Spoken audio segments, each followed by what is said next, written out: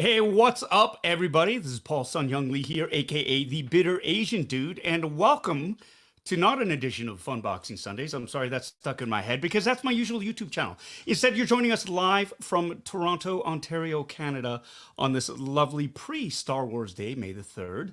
It is a Thursday afternoon, 3 o'clock-ish p.m. Eastern Time, and I'm thrilled to have you here. Of course, we are broadcasting live on 3 different platforms: Facebook Live, YouTube, and Twitch, that mystery streaming service for me. Welcome to this channel. We've got an exciting lineup for you today. Holy capina, I am just beside myself with excitement. I mean, first of all, this is Star Wars, the month of Star Wars. This is the May, is a new phrase I think I've heard bandied about social media, which is fantastic. But I'm also super excited because it's Star Wars Day. Star Wars Day is tomorrow, May the 4th. And then we've got May, the Revenge of the 5th. And, the 1st of May was 501st Day. And there's if you are a Star Wars fan, you're living your best life.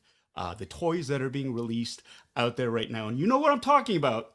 I am in love with a very specific brand of toys, of course, created by Jazwares. We are, of course, talking about Microgalaxy Squadron, their line of ships and little tiny articulated figures, and everything is it's crushing me.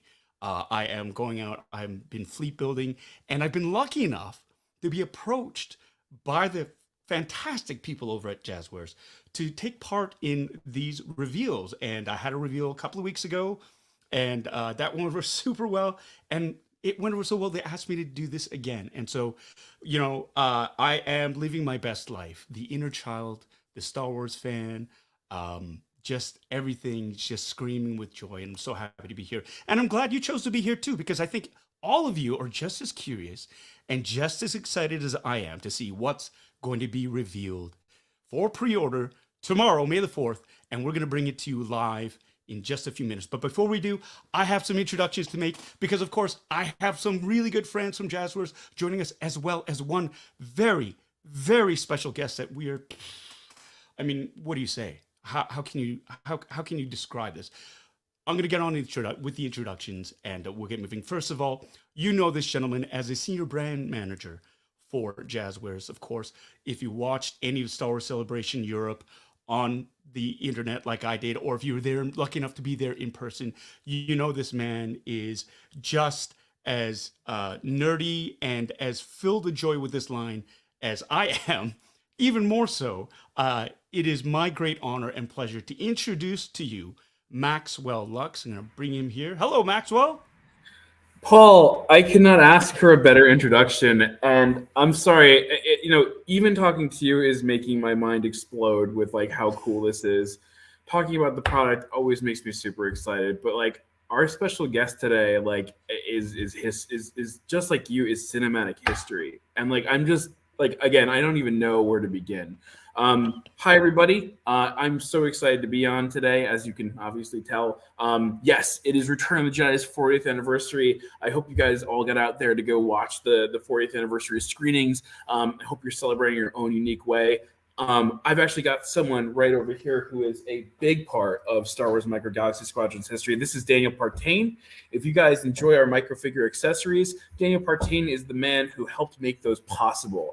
Series 1 to 3, he was our main microfigure accessory designer. Mm-hmm. And he's actually going to be talking through some of the items that we're talking about today as well, to give you some cool insight into how that was developed, which we really haven't done on any single podcast before. But before that, we also have 2 other members of the Jazwares team before we get to our special guest. First off, let's bring in Dion. Dion Fields is our Director of Design for Star Wars Microgalaxy Squadron. He has been with us since before day 1 of the line and is just honestly one of the largest creative forces I've ever met in my entire career. So Dion, please introduce yourself, my friend. Hey, so my name is Dion, and like everybody else is calling me, a huge Star Wars fan. I waited in lines around the block in 1977 to see the original movie when it came out, and that Halloween, I dressed as a little Han Solo, and my dad modified a werewolf costume to turn into Chewbacca. So I had a big tall Chewbacca next to little Han Solo.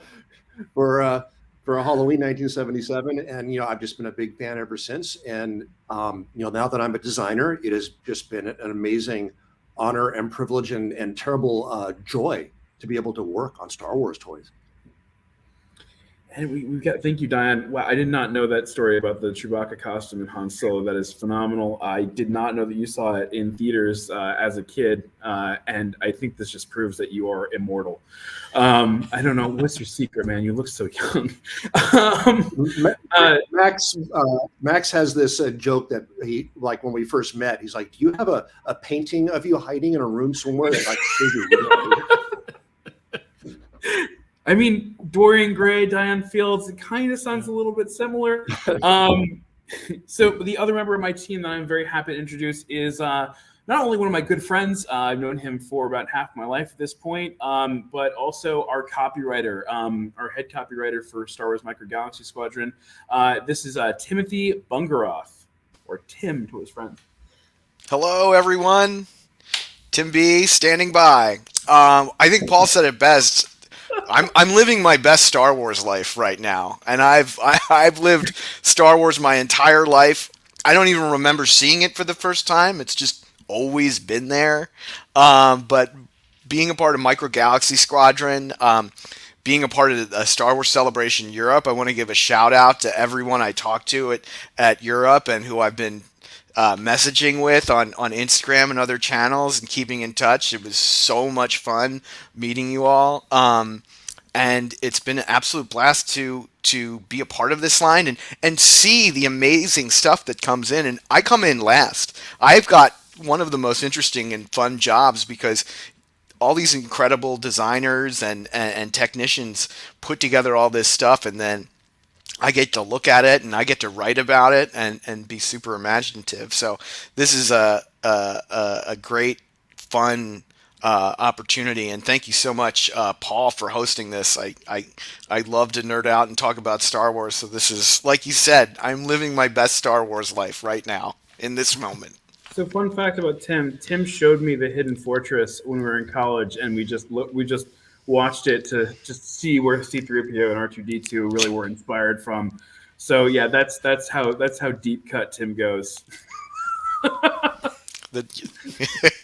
Yeah, we were. It was funny. It was Max and I and my then who would become my wife, and it was like the three of us watching in our film club. But and she's a super Star Wars fan too, so she's loving every minute of it. And I will say this: one of the coolest things about my personal journey with Microgalaxy Squadron is that my son Kirby was born pretty much 2 weeks before I wrote all the copy for Series 1. So as someone that has loved Star Wars so much and wanted to be like a part of it, to be able to becoming a father and then having that opportunity was pretty incredible. And then if you follow me on Instagram, you'll see him in the Jazwares costume, Ewok costume, which is adorable. Yeah, that's the other part, is that Jazwares also has an entire costume division making licensed Star Wars costumes for the U.S. market, and it's a lot of the stuff has just been incredible. But Paul, I'm going to leave it to you as our gracious host, and again, thank you so much for this, to introduce our very special guest that we are all so very excited to talk to. So without further ado, take it away, man. Yeah, thank you so much, Maxwell. Again, the honor is mine to have all of you here today. But the next guest that I'm introducing, there are many moments in my life lately where I just have to pinch myself because I get an opportunity to meet people, to chat with them, people that I never thought I would ever get a chance to meet with before. And especially when you grow up watching this person's work, whether you realize it or not, and you suddenly come to this realization that, oh my Lord, this gentleman has, I've watched his work since I was a little kid. And his performances have helped sort of shape who I am in terms of the types of stories that I love to listen to and to watch and to later on create for myself later on. Of course, I'm talking of this fine, legendary performer, Mike Quinn. He's an actor, an animator, and a puppeteer who's worked on classics like A Muppet Christmas Carol, The Dark Crystal, Who Framed Roger Rabbit, all the way to Toy Story, amongst many, many others. He's also a puppeteer, obviously, from Return of the Jedi. That's right. He portrayed the iconic rebel hero Nien Nunb, who is one of my favorites. Got to co-pilot the Millennium Falcon with Lando Calrissian, and of course, he came back. This character came back for the sequel trilogy. I keep getting those confused. The sequel trilogy. He's reprising the same role. Joining us all the way from the UK, it is my distinct honor and pleasure to introduce Mr. Mike Quinn. Yeah. You're a little small for a philosopher, aren't you? I mean, really? Are you sure you're the real deal? Oh, hello. Sorry, I didn't realize we were on there. Sorry. Little Nine. He's going away now. There we are. Thank you so much. What a fantastic introduction. And also, what a thrill it is to be with you all. My goodness me. Thank you so much. Wow. This is great. Cheers. Mike, thank Cheers you to so you. much for joining us. And I love your title, A Man, an Alien, a Muppet. Thank you so much for being here. And it's just incredible. And honestly, like this is the item that you have in your possession is the very first of its kind in the entire world. It goes up for pre-order tomorrow on Target's website in the US. We're working together. Pre-order. Oh, right. Yeah, pre-order. So yeah, this thing hasn't even been produced yet. Oh, You have right. a pre-production sample of our Destroy the Death Star box set, which Well, again available for pre-order at Target.com tomorrow. That is great. I'm curious to know what the retail price is going to be, but I want to see it first before finding out about that kind of thing. I mean, obviously, I'm like you guys. I'm a fan as well. You know, I started out as a fan of Star Wars, as it used to be called when it first came out, and then Empire Strikes Back, and I was obsessed with Yoda, of course. Being like the first sort of movie animatronic puppet ever, really, I think. So I was a big fan already coming into Return of the Jedi. So, I'm a sucker for trying to collect anything Nine related. This is a custom figure, and this was the one that they released at Galaxy's Edge when they first opened in a series of what was it, 8 figures or something. I like this because he's actually in action. He's actually doing something, not just standing around like a lemon. So it's great. And then of course, I feel it. Just going to say that. Like, Yeah. So now that's great about that figure. Yeah, it's good. We did the last photo shoot we ever did on the third movie, Rise of Skywalker. Every time you do a movie, you go into scanning. They do a 3D scan of the suit. It's same identical costume, and you do a photo shoot. And by the time we came to the third photo shoot, it's like, I'm not going to do the and the things and all that stuff. It's like, no. So I started doing all these kind of poses, and I said, "Give me a weapon, give me a blaster." All the toys have them. Why don't I get one? The toys get them. So they let me have something just like this, and I had the best time ever. I was like thinking I was James Bond, doing all these poses and stuff. It was awesome. Anyway, but I just thought I found this, and some of you will remember this guy. Speaking of tiny little Nien Nunbs, do you remember this guy? Mike, the Micro Machines, Nien Nunb, openable head. Yeah, and there's a little tiny 9. Sorry, my camera isn't focusing. It's only focusing on me. I don't know why. But no, this is tiny, but it's not articulated, right? He's in a seated position there inside his little Falcon there. But it's not articulated at all. And I'm sure most of these tiny Nien Nunbs have been swallowed by children or cats or dogs or something. So anyway, including the head probably. And that's the thing with the toys. He always lost his little blaster or whatever. But that's funny. That reminds me, my dog bit off my Luke Skywalker Hoth head, and then my mom got it out of where it came out, cleaned it up, put it back on. Wow. I have been waiting to tell this story. So you talked about cats swallowing them. So my dog got into my Star Wars collection when I was a little boy, and he went after 3 figures in particular. He went after 2-1B, the medical droid. He went after Luke Skywalker in his Return of the Jedi robes, and he unfortunately went after your figure as well, sir. He obviously had good taste. Yeah, he survived, but he did have battle damage to the rest of my childhood. Yeah. Yes, but that's why you reach inside the animal and get the toy out of them before it comes out the other side. I mean, so and then I've been able to get these lovely, wonderful. I think there's about 4 different ones now, but I've got 3 of them of the mask. And these are just the ones you can buy, but I can sort of puppetize them a bit like that, which is kind of fun. And the original puppet had ear wiggles too, so I can do that. But this is just in the spirit of collecting and enjoying and being a fan. And there's this older looking one here. Wow. Ooh, The more recent one. And then we have another version of him here. So this one it actually has cutouts for the eyes, so I can see outside. Anyway. So Mike, I have a question. When you saw Star Wars in '77, how long were you on in your sort of your puppeteering journey? And we're like, oh my gosh, this is incredible. Good question. I was I was sort of right at the beginning of my early. I was just getting into Muppets at that time, Muppet Show. So I was still at school, and I was starting to make puppets myself, practicing in front of the mirror. But I was a young teenager. I was like 13. So wow. I knew it's like, okay, I think I want to do puppets. I want to do this. So it was right at the beginning. But I just loved. I remember seeing the first movie and seeing it again and again, and thought this is the greatest thing ever. And then, of course, with Empire, it's like, oh, that was it. It's like, okay, I'm there. I'm done. This is my career.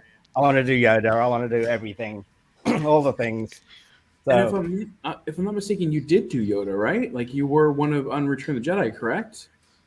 Frank, he asked me to assist him doing Kathy Mullen's job from Empire Strikes Back, which was basically the right hand. So I got to be Yoda's right hand. Because it was the same job basically because I used to assist Frank Oz with Fozzie Bear and Miss Piggy, which was exactly the same job. You sort of have to reach up around and make yourself very small and invisible and keep out of the way, but still bring life to the other half. So Frank would do the head with his right hand and Yoda's hand with his left hand, and it was like a 2-finger thing, and the robe would kind of cover the rest of the arm and the hand. Wow. Unless his hand was attached to a stick, and then Frank would sort of work the stick from below and make him walk that way. But so that means that I had to come in with the right hand. So doing all the pulling the covers over and pointing and all that kind of thing. When 900 years old, you reach. Look at you on that. Stuff like that. But it was an immense thrill. Obviously, it was a huge thrill. So how did walking into the third installment live, watching it unfold. As a fan, and it's like, I have to be professional here. I'm here as a puppeteer. I can't just fan out on everybody, So you have Han come out of carbonite, and oh my goodness, that's what I was going to ask. Going into Jabba's palace must have been a puppeteer's dream. It really was. That was the first thing we shot too. So Tim Rose and I were rehearsing Admiral Akbar and Sice Noodles kind of at the same time, just off to the side of Jabba's palace. So we had like a week or 2 maybe at the most to rehearse those things. But then when we went into Jabba's palace, Phil Tippett gave me the reused hand puppet close up as well, which was great. So you see him in the alcoves kind of laughing and leading the camera across. And then I think I did the slug tongue thing above Jabba's archway. So we had a thing worked out with C-3PO. So Anthony Daniels and I had worked out this thing where that slug was going to like lick his head, and he was going to go, "Oh my," and all that kind of thing. And Richard Marquand decided it was. I guess he'd seen it in. It was either a close up or the wide shot. Maybe it was a close up, and he decided it was too. We were upstaging basically. It was too distracting. So when we came maybe to the wide shot, he just said, "Oh, don't do anything. Leave it alone. Don't move it. So if you watch the film, you see in the closer shots, you see the tongue kind of undulating and doing all this stuff. And in the wide shot, it's just like, dong, just not moving. The continuity jump there. But I think we should have kept it in, really. I mean, that was in the spirit of Star Wars, really, wasn't it? All those little sight gags and things. Yeah. I think that the takeaway for me too is that Admiral Akbar and Snai Snoodles have some sort of relationship in the galaxy that I, of course, will now go and write an entire 5-episode fan fiction script of. I think they do. I think they hang out together. Tim, I mean, please stop updating Wikipedia. Thank you. Yeah. So, But Mike, it's amazing. Sorry. how did you get involved? Like, how did you go from being a fan to being in the actual films? I'm trying to think about how on earth did I do that? I have no idea. I think basically, I mean, it was sort of being in the right place at the right time. Basically, we'd done sort of the 2 pictures back to back with Jim Henson, which was the Great Muppet Caper, and then the Dark Crystal. So the Dark Crystal was the first animatronic feature film ever, pretty much what it was. And so we were kind of trained in the ways of animatronics and creatures and how to do things more realistically and how to do eye blinks and lip sync and expressions, how to act with an animatronic as opposed to just a Muppet walking along and bouncing around and that kind of thing. So we were already trained in that. The next film in the studio was Return of the Jedi. So I think we finished Dark Crystal maybe July, August or something of 81. And we literally started Jedi beginning of 82. So like in January. So they basically just hired a bunch of us puppeteers. We were like ready and available, trained up. And I remember having an interview with Robert Watts in his office at Elstree, probably something like October or sometime like that. Just a 10-minute, 15-minute chat across his desk, just talking about stuff, I guess. And I guess he was just letting me know that they wanted to use me, and there were no auditions. Nothing was cast at that time either. So I didn't know what I'd be doing, just that I'd be doing assorted puppets and creatures.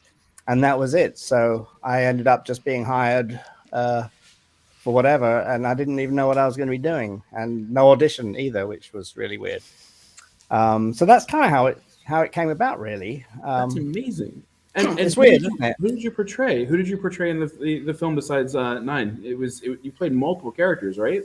So yeah, I mean, yeah, like I say, there was a little bit with helping with Sice Noodles. I did the lips in the close-up singing for Sice Noodles on a cable control. And then in the wide shot, I was puppeteering her upper body while Tim Rose was below working the lower body. So that was the full-length version, the 2 versions of Sai. So yes, I assisted Tim Rose with Akbar doing cable controls. So in the close-up, when Akbar was in close-up, Tim worked him as a hand puppet, and I worked the eyes on cable controls. And then in the wide shots, when you see Akbar full-length, Tim's wearing the costume, and I'm working the jaw on a cable control, or upper and lower lip, I think it was, and jaw on a cable. So it was all very crude back then, like bicycle brake cables. So I did that for that. What else did I do? Of course, Yoda's right hand, and then a baby Ewok. Yes, the baby Ewok. Is that the one that gets like terrified during C-3PO's story? Hiding, and so I'm like the world's largest Ewok, apparently. So yeah.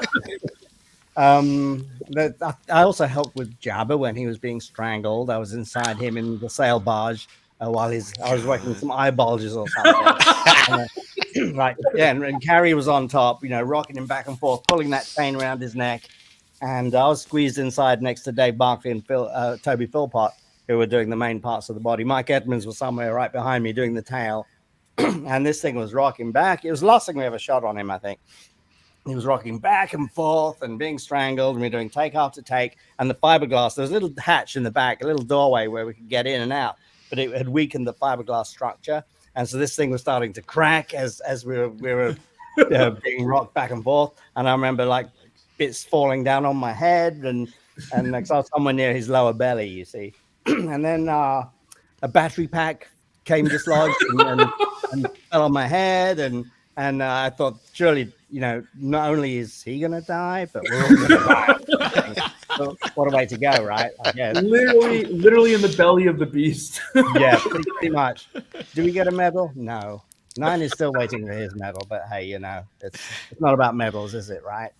Well, we've got a consolation prize for you, sir. We've got this incredible item that you'll be showcasing today as just again If you want to bring it out, you can bring it out. That's a perfect segue. Perfect segue. I mean, Oh. and the reason we kind of set this up is we want to give back to the Star Wars community. I mean, working on Microgalaxy Squadron, like, we want to make sure, look, if a character is in a movie and we produce a toy of that character, we want to get that toy to that actor. And that's one of the things that we're going to try to do across the line.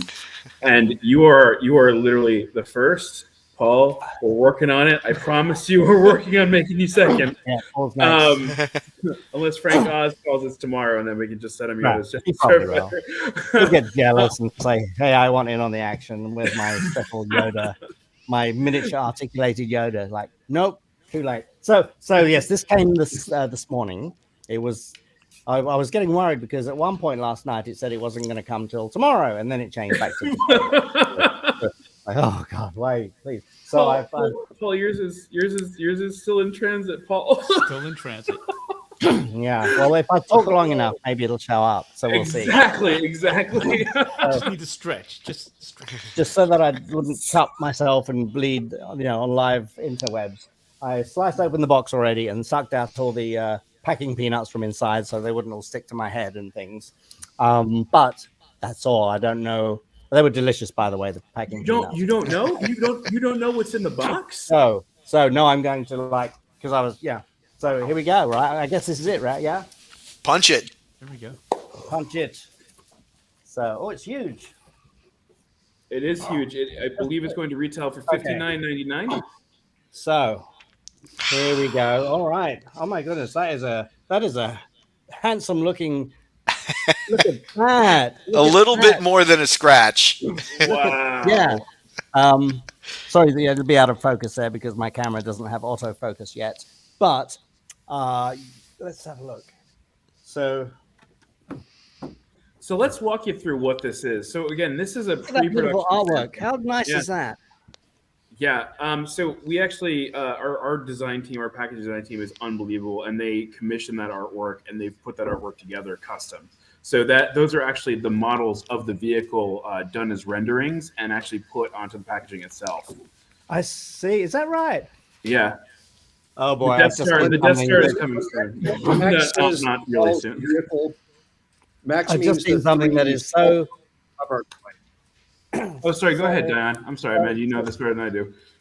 No. I was just going to say when Max said that these are the ship models. I mean he means these are the 3D sculpts of the vehicles that are our toys. So these are our toy sculpts that we create production items from.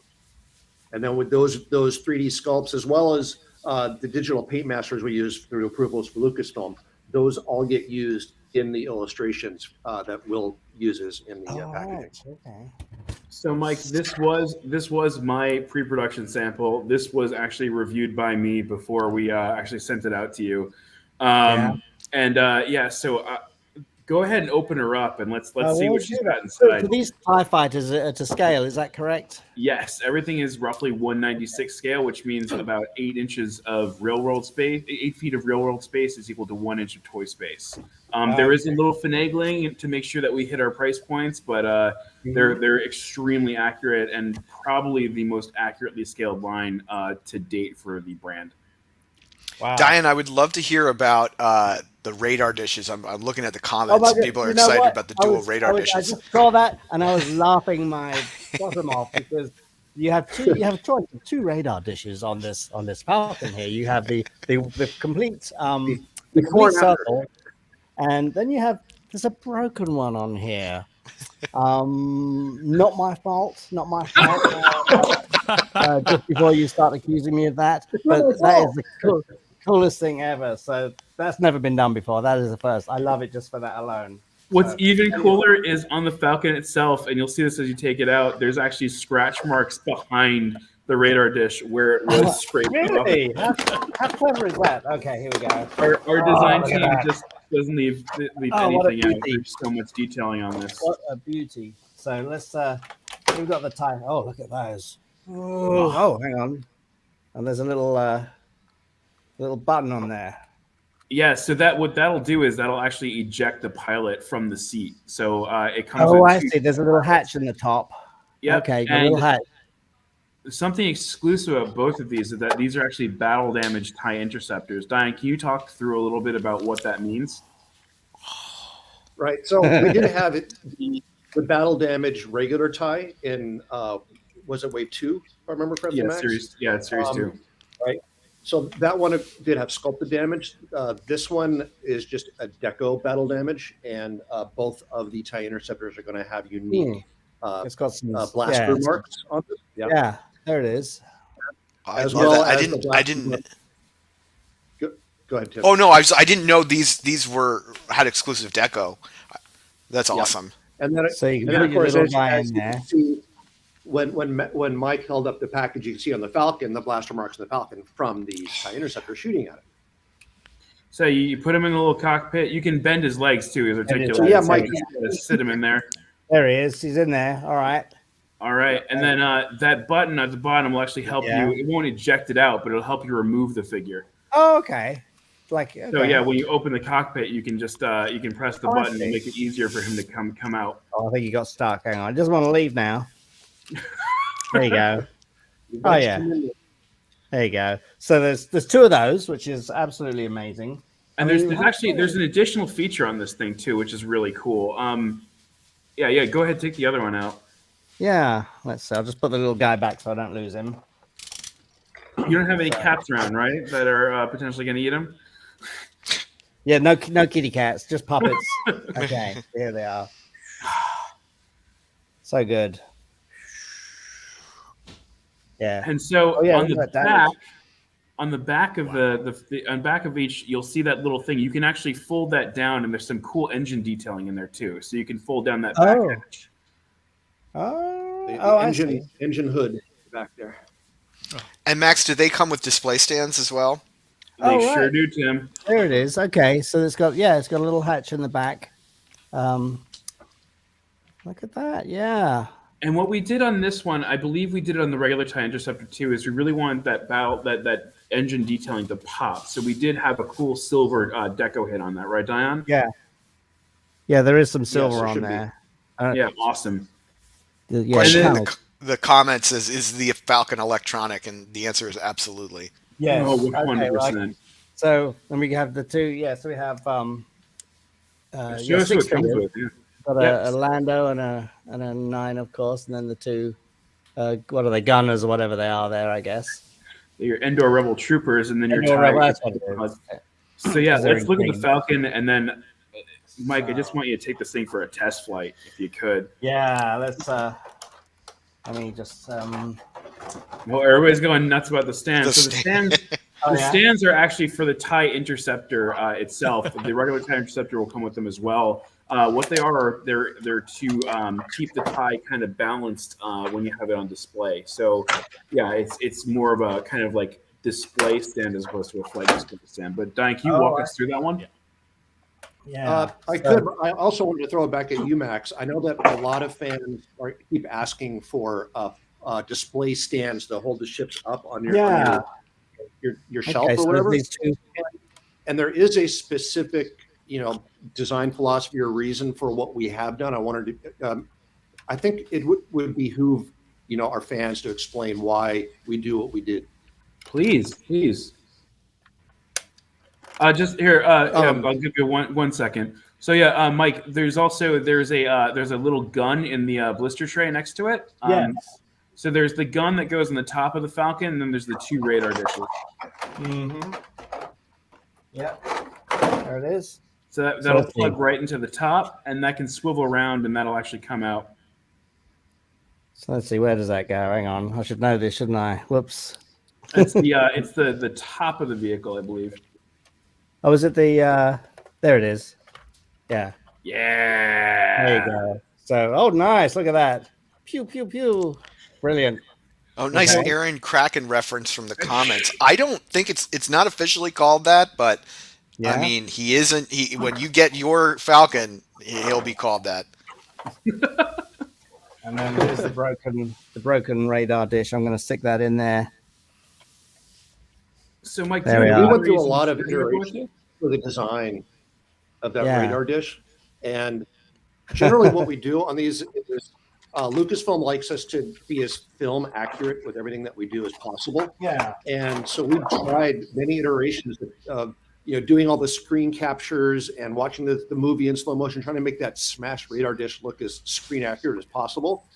And in our little toy, it just wasn't working out very well. So, so we actually have it literally, the radar dish looks like it's just been broken and it's smashed.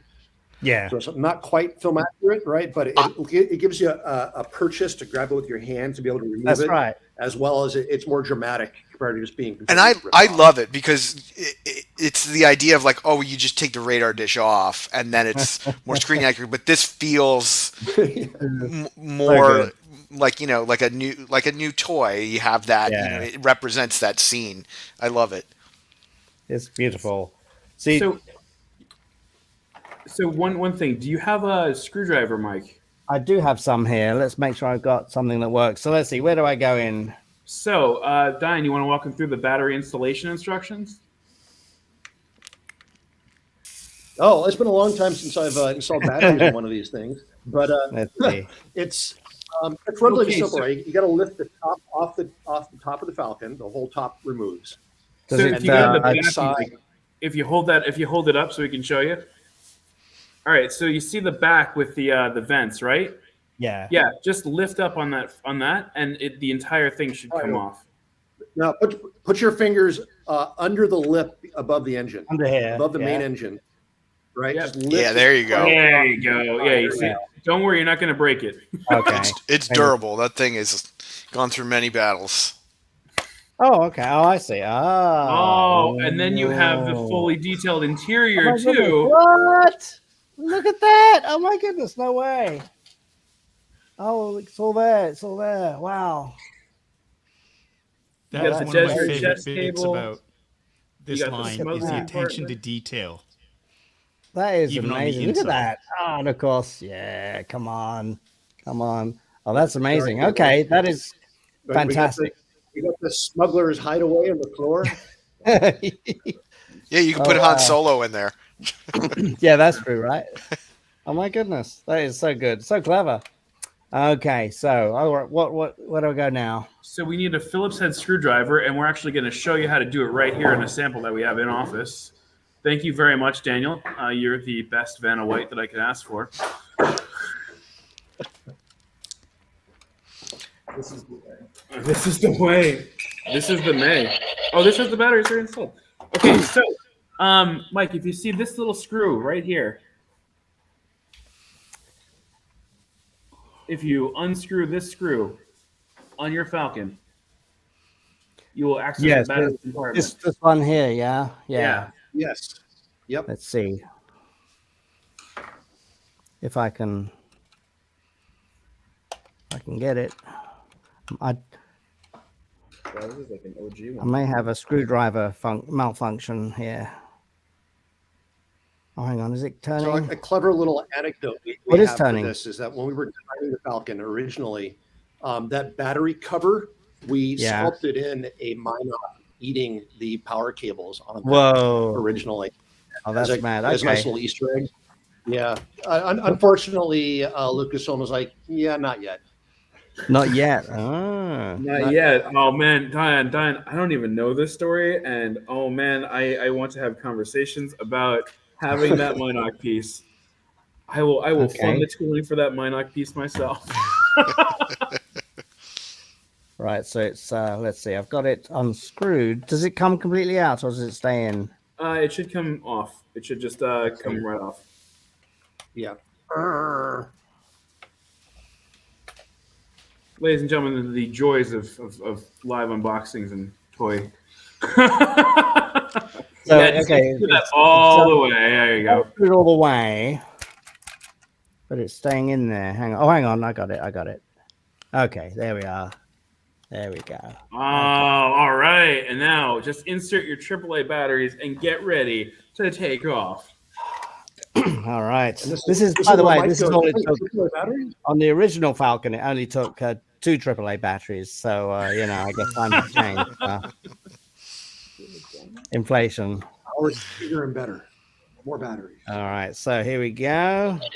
Just so happens I have 3 AAA batteries here. This wasn't planned, ladies and gentlemen. He did have 3 AAA batteries on him at all times. I always, because you never know.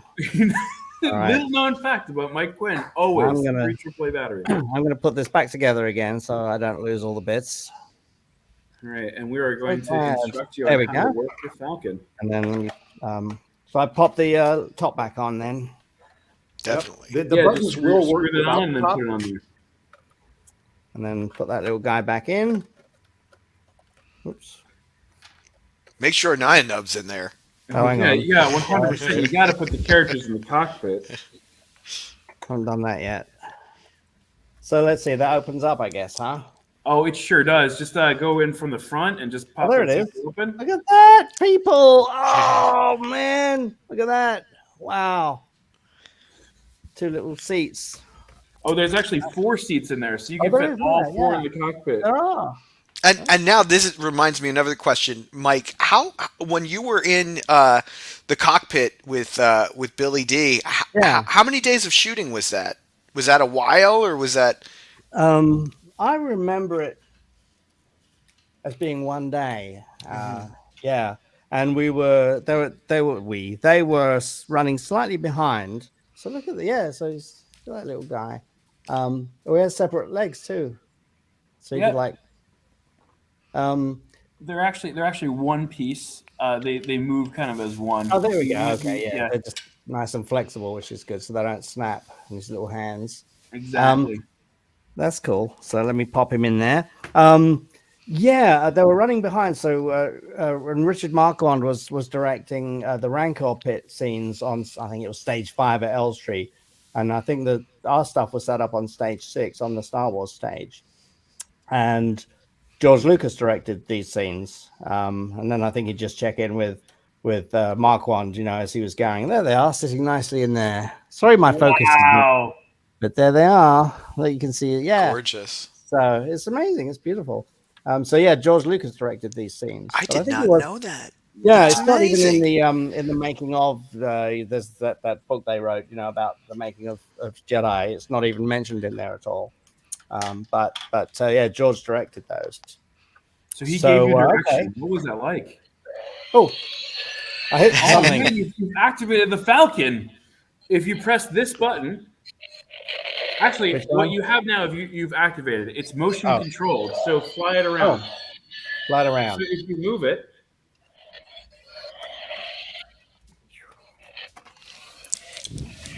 Here, a pro tip that I've learned for the best motion activation play experience is that remember the first films when they have the shots, there's sort of like a slow moving shot like that. So if you do that, there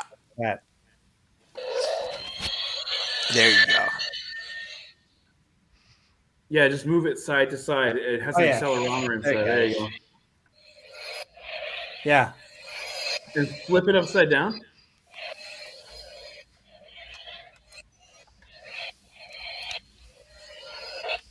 It's firing. You found the sound. Yes, exactly. And then the really cool fun thing is if you press this button again, here, and hold it down. Oh, wow. It blasts to hyperspace. Yeah, totally. It has that nice. It's not so blue on the screen there, but it's that lovely, beautiful blue in real life. Exactly. That is. You can hear that. So if you want to turn it off, it's a beautiful thing, isn't it? Again, we love it. Like Dion and the team worked hours and hours on this. Dion, can you walk us through what went into the design of Millennium Falcon? Because this is a story. Look at all that. Yeah. Oh yeah. This of course is a pretty complicated sculpt, and it took us months and months to really figure out how we're going to do this, what we can fit inside because our figures are a certain size, how to adjust the proportions just right so we can get the 4 figures to fit without the ship looking wrong. Trying to figure out how the assembly of the plastic's going to be so we can get all the sculpted detail on all these different surfaces and still keep the costs down. So we didn't want these things to be really expensive, and we want the whole line to be affordable.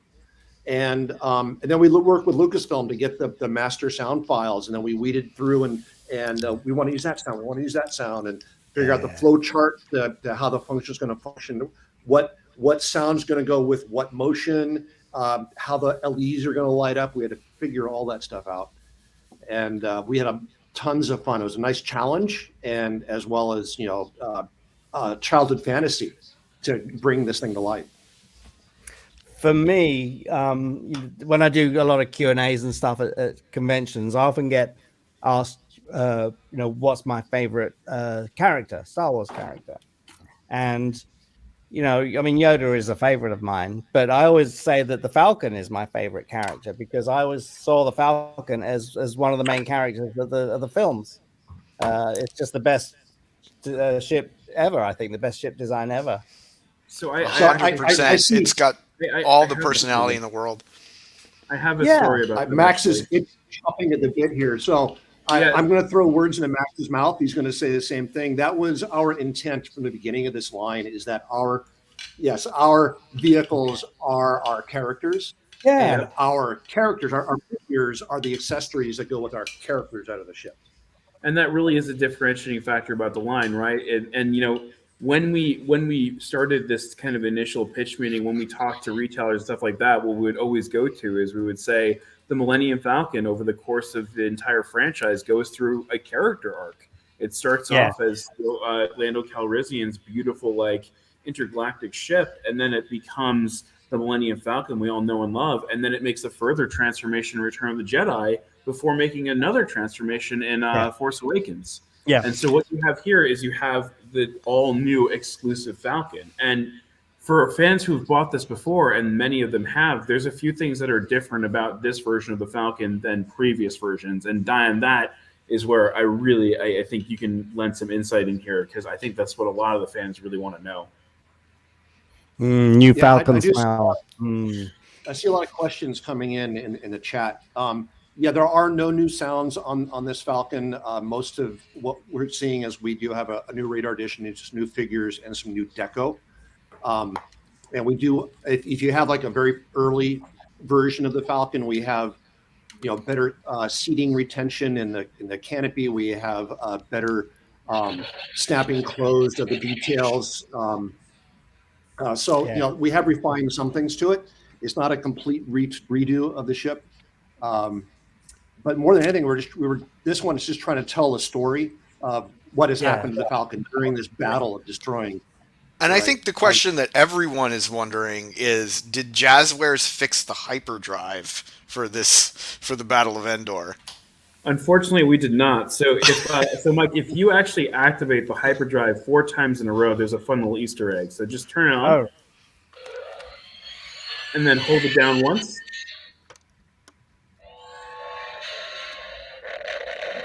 Twice. And again. Do it again. Twice. 3 times. 3 times. 4 times. And get ready. Oh, man. That's hilarious. And that just shows the passion that our design team has for these vehicles. And that is just such a brilliant action feature and such a brilliant piece of storytelling as well. It's so great. And the idea of the Falcon as a character, that little detail right there. I mean, that's one of the quirks and foibles of the Falcons. It's this amazing ship, but it's temperamental. Yeah, exactly. And I want to also do a shout out here. I don't think we've really done it. I haven't, from the other podcast I saw, I don't remember hearing this. We work hand in hand with Lucasfilm. So the product team over there, as well as our marketing and other teams, we work with them 2 to 3 times a week for the last 2 years on this project.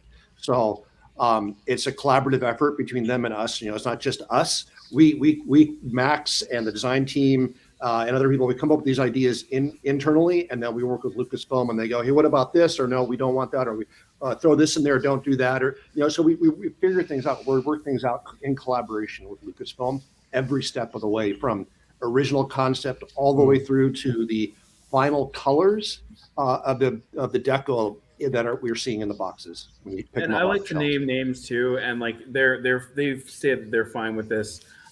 Chris Dern worked with us from day one on the line. Lawrence Cruz is working with us on the line now, and then Chris Golaher as well. All three of them have been really instrumental in building this line into what it is and helping us to get as much detail as possible into every single one of these ships. And I love that Mike is playing with this vehicle. Like this is like it literally is a dream come true. Like So it has all these lovely little. yes, you found the landing gear. Look at that.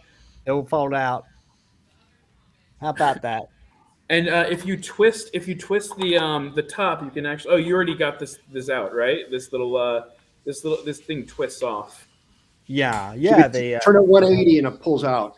Yes, it's got a little notch, hasn't it? Yeah. Yes. Yeah, and it comes out. Yeah. Mike, did you work with us to design this? Because you figured everything out and like They you said are. it's fun.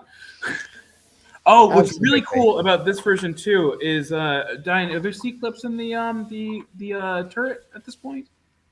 Yeah. So this one should have better, more secure seating, and the figures are held in much better now. There is. So Yeah, there's there's a shoulder little. bolster stuff in there.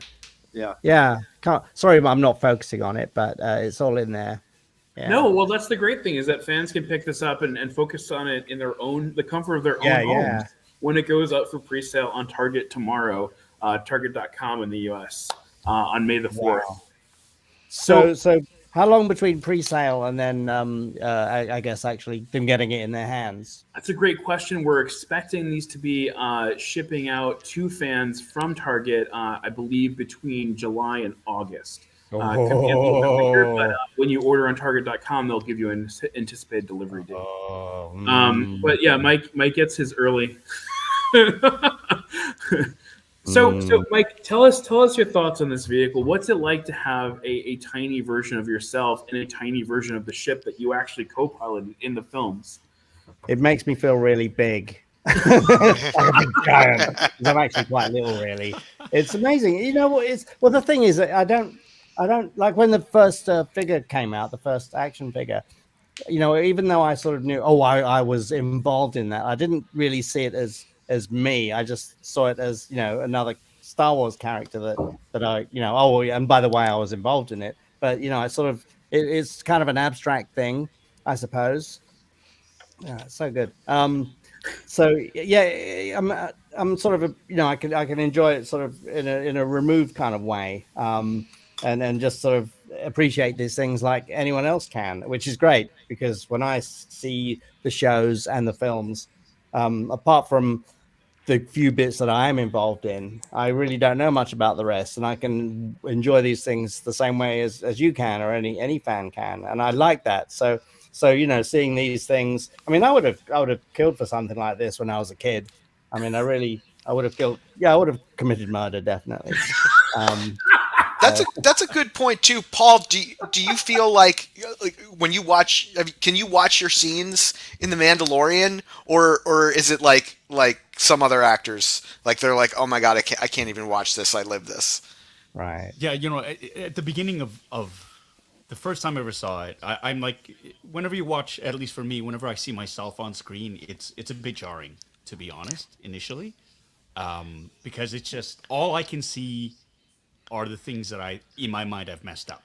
Right? Especially that first time, right? Yeah, you know, when you're seeing it for the first time, because you don't know what bits they've used, what it's going to look like. You know, you imagine, you have an idea, but until you see that first one, I mean, to me, it's a bit like giving birth. Do you feel that too? I mean, yeah, no, it's just because, you know, you throw it out there, you give them all the different takes, and then it's up to them. It's completely out of your hands which takes they want. You're at the mercy of the director and the editor, and how they want to shape, and they can literally shape your performance to sort of fit their narrative that they want. Yeah. I've gotten better at it now because I'm very analytical about it. I see little things that I could improve on that I want to incorporate the next time I'm working on set. So for me, it's sort of like watching game tape.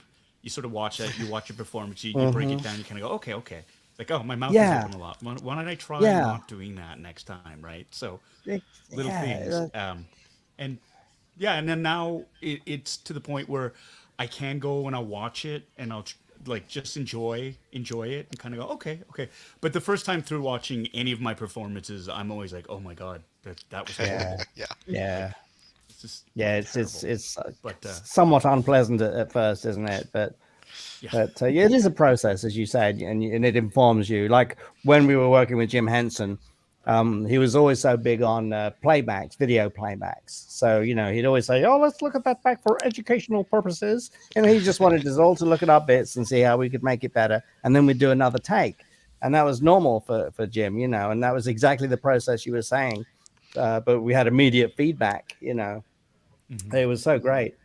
This is beautiful. So I have these two little sand things here, yeah?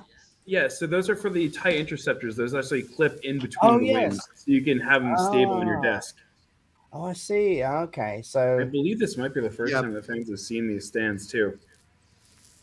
yeah, I let's mean, see. our original TIE fighters, because of the shape of the wings, they could just sit on your desktop nice and Yeah, comfortably. that's true. But the interceptor is very nose heavy and it wants to tip over.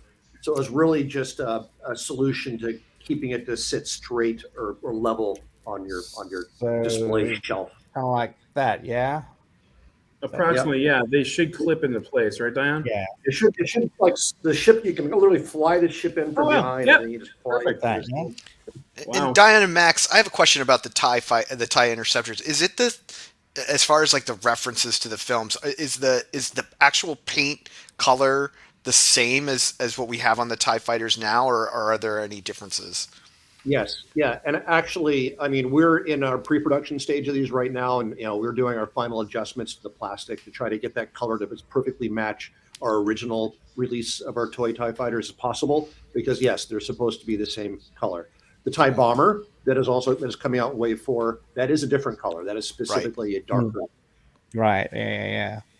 But oh There you man, And I actually have one. Yeah, but the TIE Bomber is definitely a darker. All right, yeah. Darker. oh look at that! He's flexing the TIE bomber nice, right isn't it? there. Oh. Oh, beautiful. That's the thing of beauty, isn't it? Look at that. It is really nice. This thing opens up. I don't know if you guys want to show this off now or not. Actually, yeah, I definitely do. Why not? Yeah. It's the Battle of Yeah, Endor, right? Everything's Yeah. in it.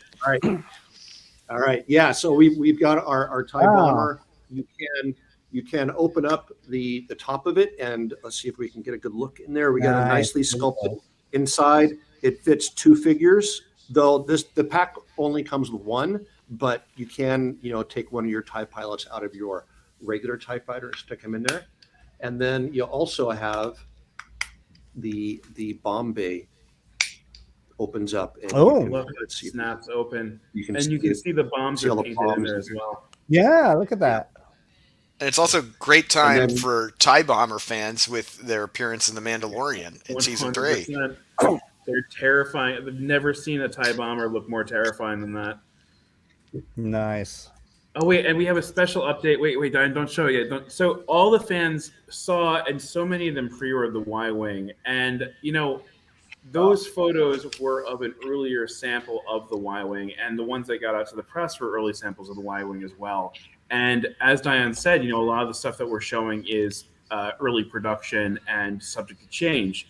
So without further ado, Diane, will you show us what the new Y-wing looks like? Because I saw it for the first time and my mind was blown. What? Look at that wash! Wow. Look at that wash! Oh, that's Yeah. a beautiful thing. You know what? I just love the scale of these things too, because it means I can have a whole bunch of them all together, all close together on my desk. They're not too big, you know what I mean? But they're still Exactly. detailed. You get the whole fleet. Yes. Ah. Oh, look at that. Oh, these are great. I love these so much. I'm going to have to buy them all. Excellent. Oh, and another thing I love, especially about the Y-wing, Diane, if you could show the that's there. absolutely gorgeous. Oh, look at that. Oh, Oh, wait, so good. what's different? What's different about this this Y-wing pilot? Diane, does this have the Rebel insignia on the helmet? He should have, yeah. So he's got the deco on his helmet. This is Gold Leader.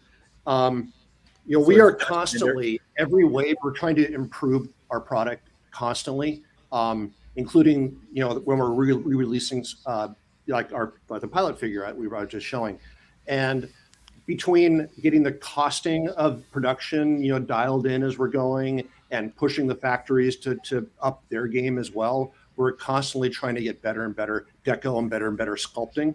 And by the time we got to Wave 3, Like you look at the Inquisitor sculpts, are just amazing.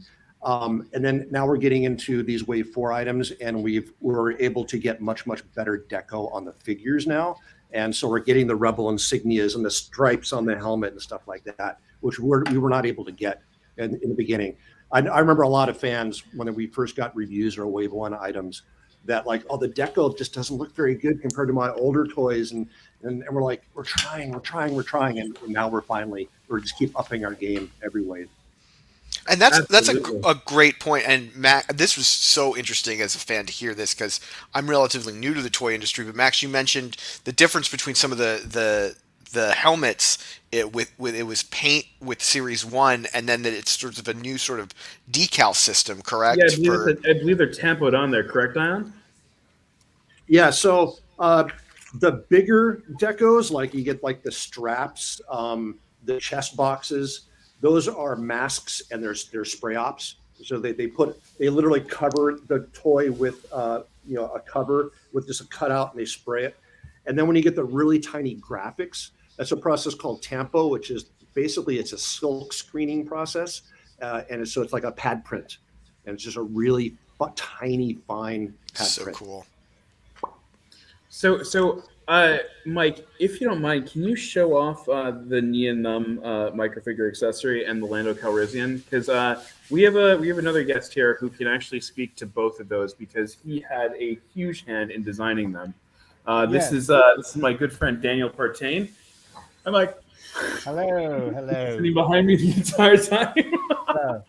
What? Yeah, these are amazing. Oh my goodness! The thing is, it's so tiny, and yet it's so. I wish I could focus in close on him, but I mean, yeah. But it just looks like him. It's amazing, and it's just perfect. So thank God that Paul's sets came because he can actually show up some close-ups of these on his camera. Very nice.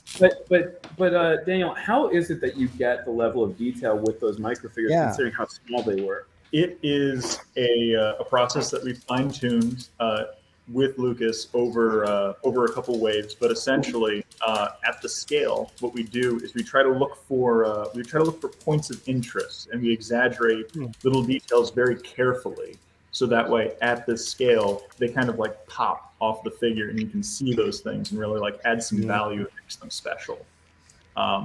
Looking at them very close up on like a computer screen, like what I and Dion were doing when we were like working on. Yeah, when we were working on these figures, they look kind of silly, but then when you look at them you can see just how that like boot cuff like really pops being further away. We exaggerate the gun on Lando, we exaggerate the vest on Nien Nunb. And I have to say, I have to compliment you. Yours was one of the easiest figures to work on because he just has a very like iconic silhouette. And it was a lot of fun to like actually work on. Yeah, the ears and the eyes and everything. It's just so great. Yeah, and his little boots and everything. It's amazing. Is this our first microfigure accessory with painted eyes too? Very possibly. Yeah. Hey! It's great. It's a beautiful thing. Yeah. So Mike, so I'm guessing the Falcon is your favorite vehicle from Star Wars, but actually, definitely, absolutely, without a doubt. I actually did really like the new X-wings, from the new movies, and I guess they were closer to the Ralph McQuarrie designs with the split engine kind of thing and stuff. But they just look so sharp and so sleek, and I did love those as well. But the Falcon, it's sort of. It's just so iconic. It's been in all the movies, and to me, there's still things about the Falcon that we don't know about yet. There's like some other little hidden place or some mechanic in there. There's something in there that we have yet to discover in the future. That's what's so great about it. Well, this one's awesome because there's tons of Easter eggs inside. So the more time you spend with it, the more you actually find stuff. So feel free to just keep enjoying it. I did want to ask, what's one of your favorite set memories from Return of the Jedi? Oh gosh, let's see. There are a lot, but I mean, there's all kinds of funny things. I mean, for example, when we were shooting the scene with Yoda and Luke, and you know how conventional filmmaking, you shoot your masters. You have your wide shots, your two shots, where you can see both characters in the scene at the same time, and then you'll come around to do the reverses, the close-ups. So your character will be, 3/4 to camera, looking just slightly off camera, and so when I think they did Mark Hamill's close-ups first, and so Frank Oz would have Yoda just behind the lens, just off camera, saying his lines so that Mark would have the eyes to look into and see the be able to act with the character without having to imagine Yoda being there. That's standard for actors. They do it all the time. So we filmed that, and then they swung the camera around to do the opposite angle of Yoda's close up, and as though we're just over the shoulder of Luke, and Mark said, "Oh, and should I just go right about here for Yoda's eye line so Yoda can look in the right place?" And we all just looked at each other under the set, and Frank said, "Mark, Yoda's a puppet; he can't see." And Mark was like, "Yes, oh yes." Well, it was classic moment. So brilliant. I mean, yeah, there are all kinds of things like that I love to think back on. So I have to slightly un-Star Wars related, but Max had mentioned you worked on Muppet Christmas Carol, which is one of my favorites, and I'm like I cried during Muppet Christmas Carol, which was out of the blue. You cry during Muppet Christmas Carol. We've been through this every holiday, man. I know, yeah. But I'm just curious, which of the characters that you worked with on that film, because it's one of my favorites. It's what's nice is that now it's regarded as a classic, and it was the first big thing we did after Jim Henson had passed as well. So it was kind of a big deal for us. It was sort of a hard thing, Brian Henson's first directing as well. And Jerry Jewell wanted to be very respectful of Charles Dickens' original as well. So it's like, how can we tell the story and be as true as to the spirit of what he wanted? Yeah, it's a Muppet film. So I think we did succeed. It was a scary thing for us all to take on. I was also one of the puppet coordinators as well. So it was my job to make sure holes were cut in the right parts of the set, and what puppeteers got called in that day, what they were performing. We had hundreds of Muppets. I had all these spreadsheets and photos laid out and of all the Muppets we had, and I think we had Frank Oz for so many days, and so it was up to me to say, okay, let's save Frank for this day and for that day, for Miss Piggy and Fozzie and certain characters, things like that. But also I'm singing on the soundtrack as well, so I've got some one-liners, really? And some chorus stuff as well. There's one I remember. There's one little two-shot of these two guys in a puddle in the opening song. I don't know if you remember that. There's a porcupine and a weird thing. And that was Jerry Nelson, one of the main puppeteers, and myself. And we recorded the song first. And I thought, what can I do? Because Jerry he was the best Muppet voice actor ever. Jerry Nelson, he did Gobo and The Count, and Floyd Pepper. He was just like Robin the Frog. He was the man. So I thought, okay, what can I do? Oh, I know, I'll do this. So he did. I think it was the line. His line was "unkind as any," and mine was "and the wrath of many." This is Ebenezer Scrooge. So there was those two lines, and so he did "unkind as any," and I thought, "and the wrath of many," like that.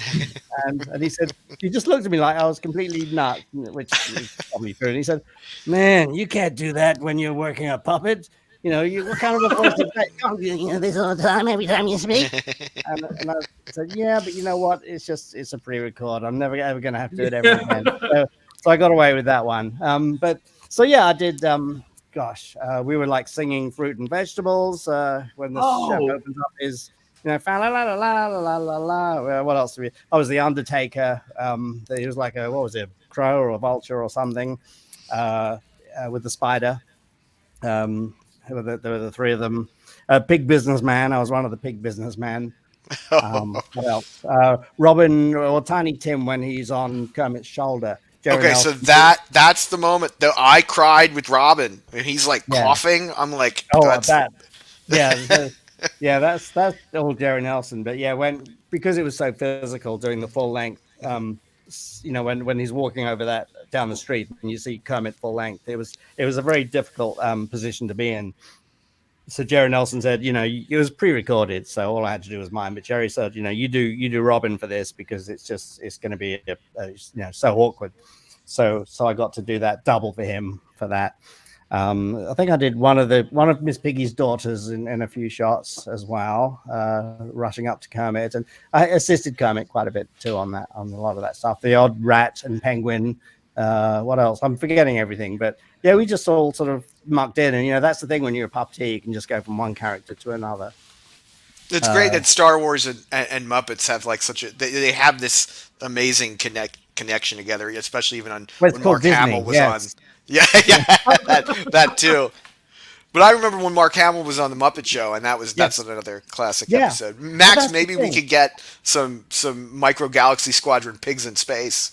Well, I just saw someone put in Micro Muppet Squadron, and I now have a new life goal. So I had one other thing I wanted to ask. So Mike, we're actually going to shift over to a reveal of another vehicle that appeared in Return of the Jedi.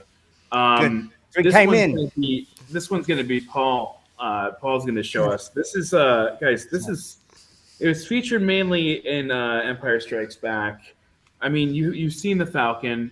Mike, you've seen what the Falcon can do. And what we have next is we have the AT-AT Walker. What? And so, Paul, hopefully this got to you all right. I believe your package just arrived. Go full screen. Yeah, my package just arrived.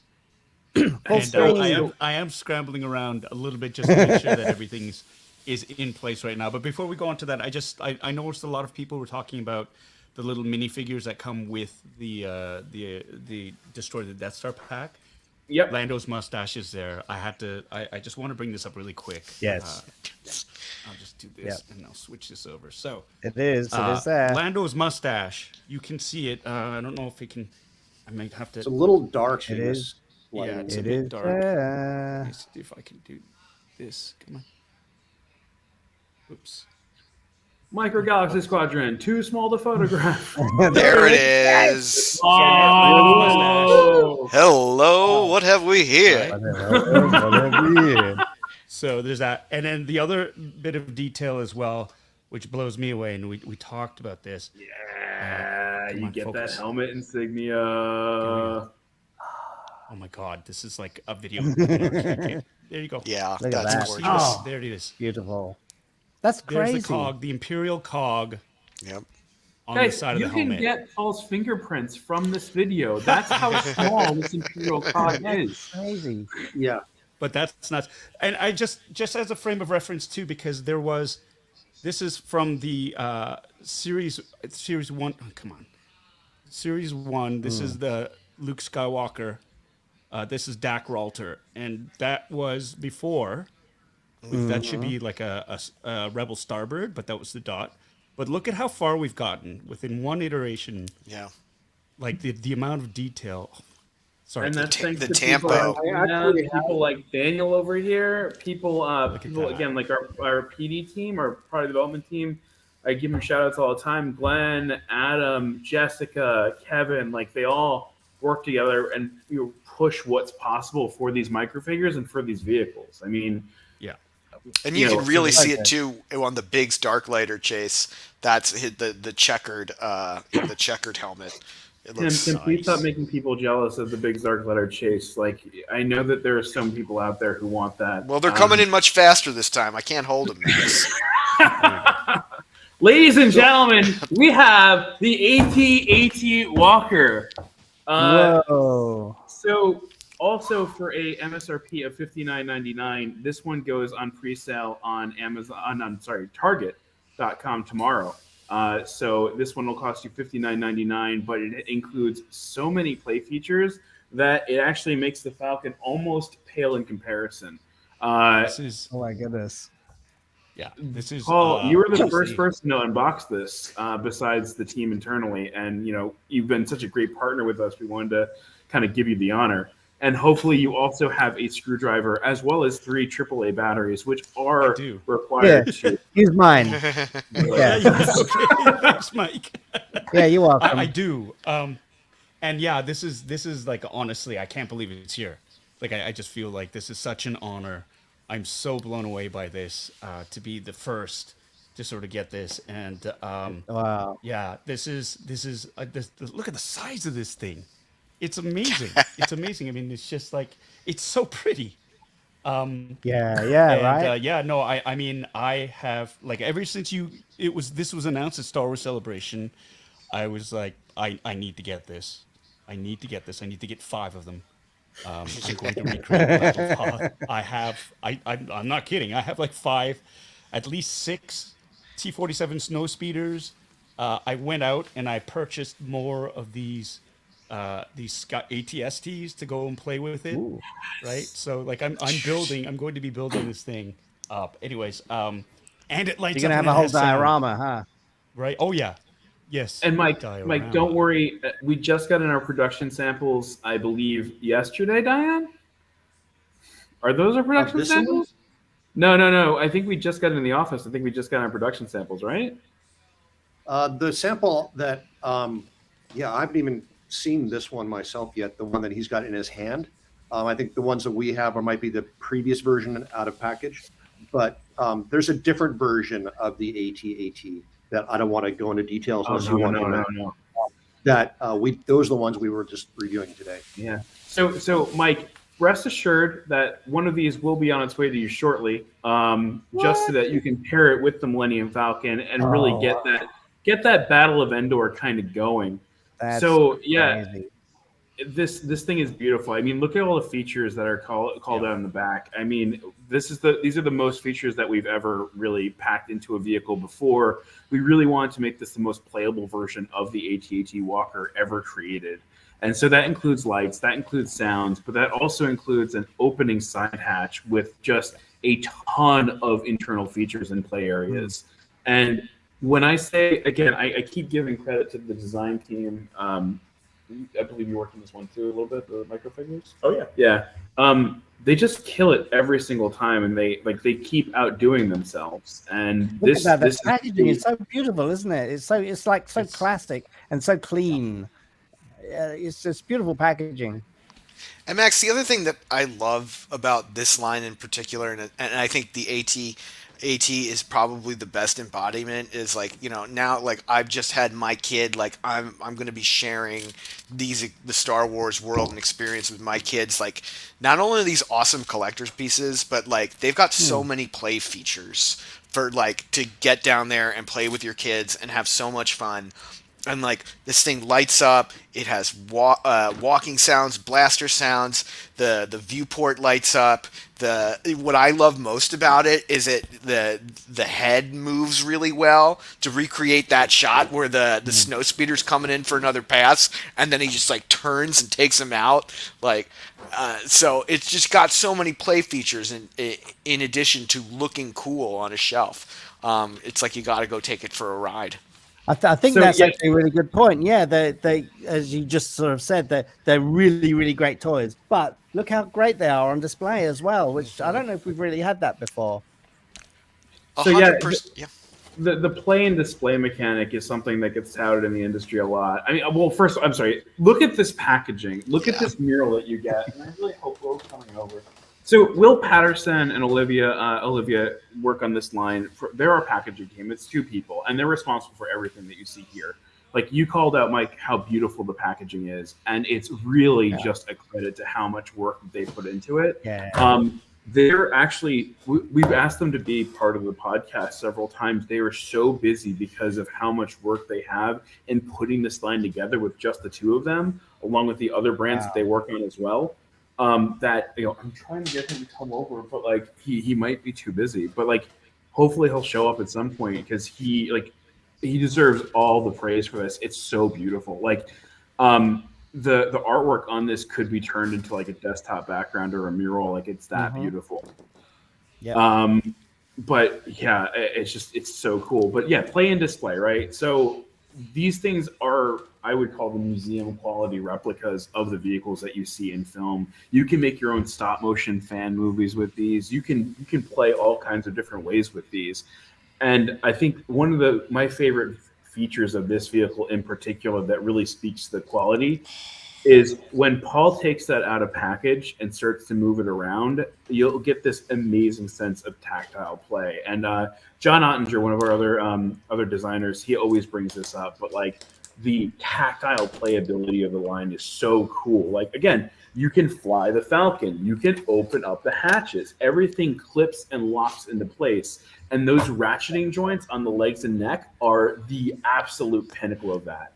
And But- Max, I just have to say this right now. Looking at what Paul has on the screen, well, yeah, and the speeder. Okay, this has got to be one of my favorite things ever. It's got Luke with the lightsaber to recreate the iconic moment where he takes out the AT-AT Walker all on his own. It also happens to have my favorite Imperial Trooper, which is the AT-AT pilot. I just love his design, and he looks so good.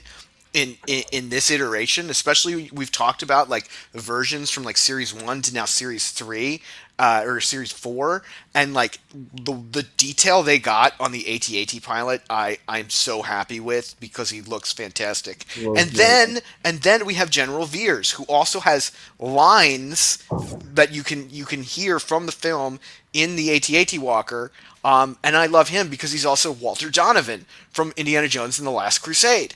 And it's like all of my favorite things in one, like Hoth Luke, the AT-AT pilot, and Walter Donovan, all in one image. Tim, look, Walter Donovan is a subject for another day, my friend. Guys, we are in the presence of packaging royalty right now. We have got Will and Olivia. Paul, would you mind back up on screen just that insert as well as just the packaging side panel in general? But come on, we're gonna seat our seats to these. Yeah. These like. So this is Will. This is Olivia. They work on the packaging for the line. This is their exclusive first look at the Microgalaxy Squadron packaging team. We're so lucky to have them on. We're so honored to have them. Can you guys walk us through what it's like to create these essentially diorama backdrops and the incredible packaging artwork that you've created? Yeah, it's actually a dream come true. Growing up, being a fan of Star Wars and having a great partnership with Lucasfilms and having the opportunity to build out these amazing illustrations with some vendors that we utilize. It's a dream come true. Utilizing our sculpt files to place the actual toys into our illustrations to really create these dynamic scenes is just a dream come true, and just hope that the fans and everyone that when they purchase packaging, they appreciate it just because of the thought that goes into it and the time to just put these scenes together. Being a toy fan and collector myself, you always have to get two, right? One for the shelf and then one to open. It really hurts sometimes when you just see some people just rip right into the packaging, and it's like, oh man, there goes all my hard work. But it's a real pleasure working on Microgalaxy Squadron. Olivia here, she's our packaging designer on Microgalaxy, and she's our Jedi here. She's amazing, and it's just an awesome opportunity to work on such a great line here. I mean, so what you just heard, I don't know if you can hear me from the side, but like what you just heard is kind of the packaging dilemma, right? It's a piece of art, it's artwork, but at the same time, it's still very ephemeral, right? Like it's people think that packaging is made to be thrown away, but like you cannot bring yourself to throw away Microgalaxy Squadron packaging. You have to hold on to it. You have to admire it. You have to set it up as part of your display. And that's really such a cool thing that you've created with this line. I think another thing that needs to be called out that everybody really loves is the microfigure accessory trays that you've kind of created. Little blisters. Yeah, Sure. can you talk us what went into that and kind of some of the Easter eggs that we worked into that? Yeah, so you know, I want to start off with saying kudos to Dion and the design team because you know, it's definitely a huge collaboration between our teams.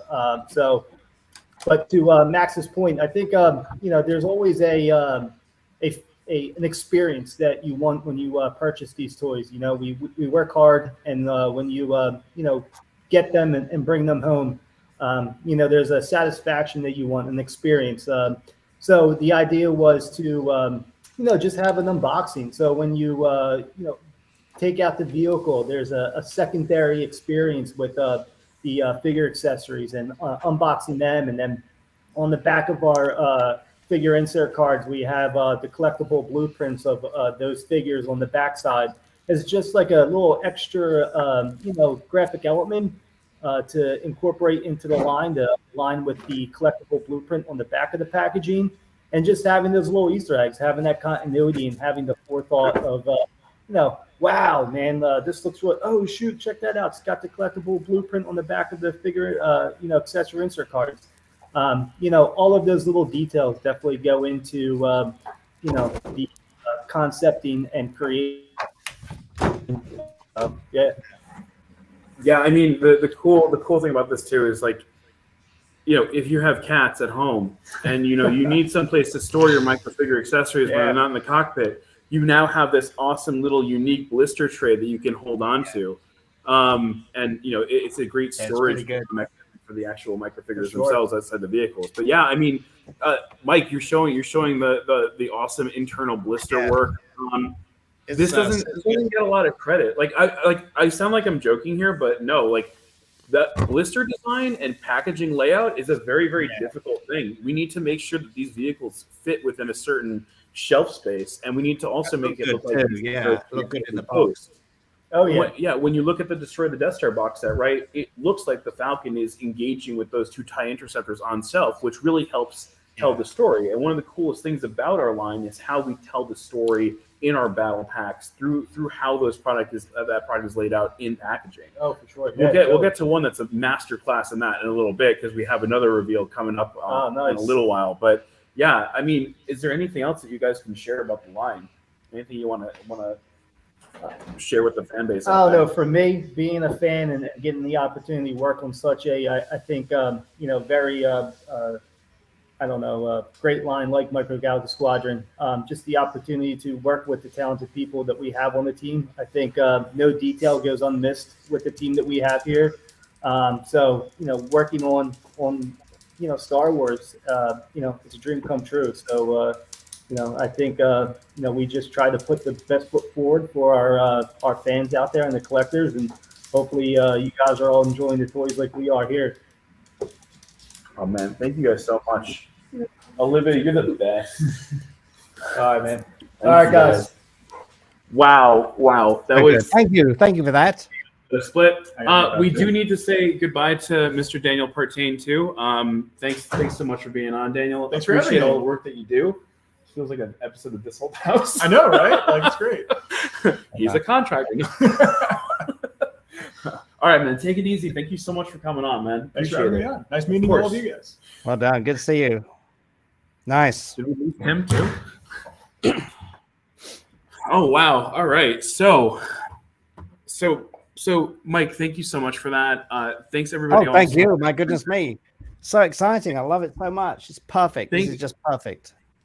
This is kind of a rare look behind the curtain. That's really what we love to do here at Jazwares, is to show fans how these are made and showcase the incredible amount of passion that goes into each and every one of these things. From the product, from the sculpt, from the deco. Yeah. Like, you heard about that figure design, like calling out and emboldening those details that are really like iconic to make sure that all these characters are recognizable. That's something that you would never even really think about or consider when you see this on shelf. And then, you know, into the packaging design, into the blister layout, into all the work that goes into all of that. Like, it's such an iconic piece of what makes this toy so freaking cool. So yeah, thank you for giving our packaging team the love they deserve. Really love those guys so much.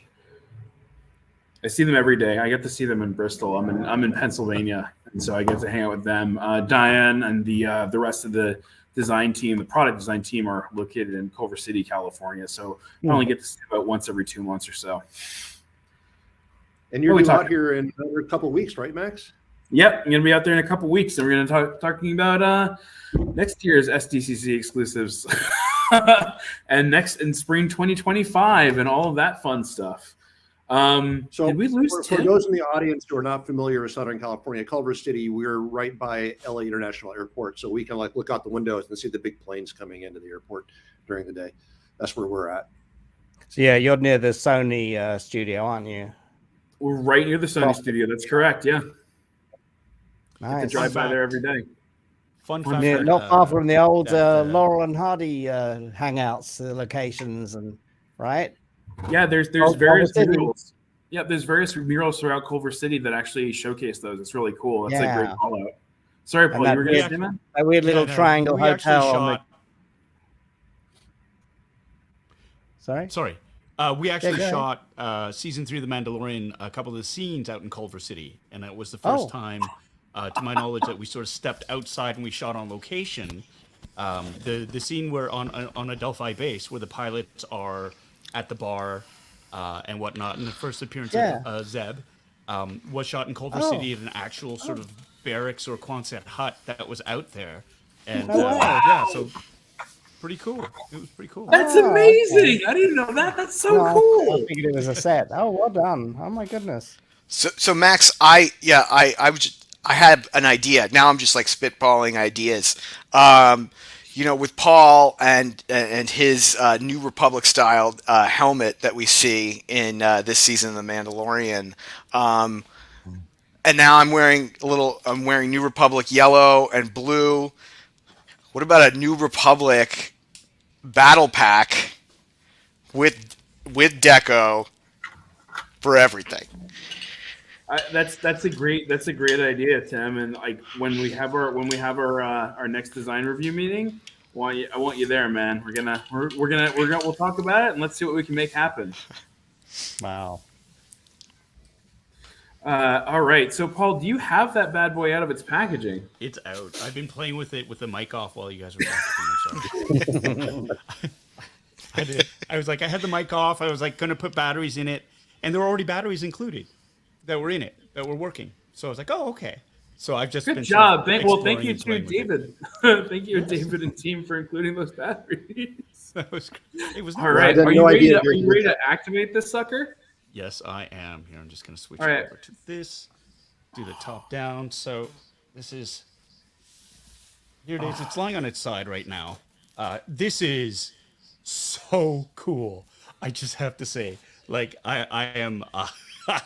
Like I said, each of these legs articulates. Like, look at that. There's a nice ratcheting sense to it, right? Like all of it just. So the posability on this is going to be tremendous. You can have an AT-AT that is crashed, or sorry, an AT-AT that is crashed. You know, when it falls and stuff. Like when the snow speeder sort of wraps the tow cables around and it falls down on its.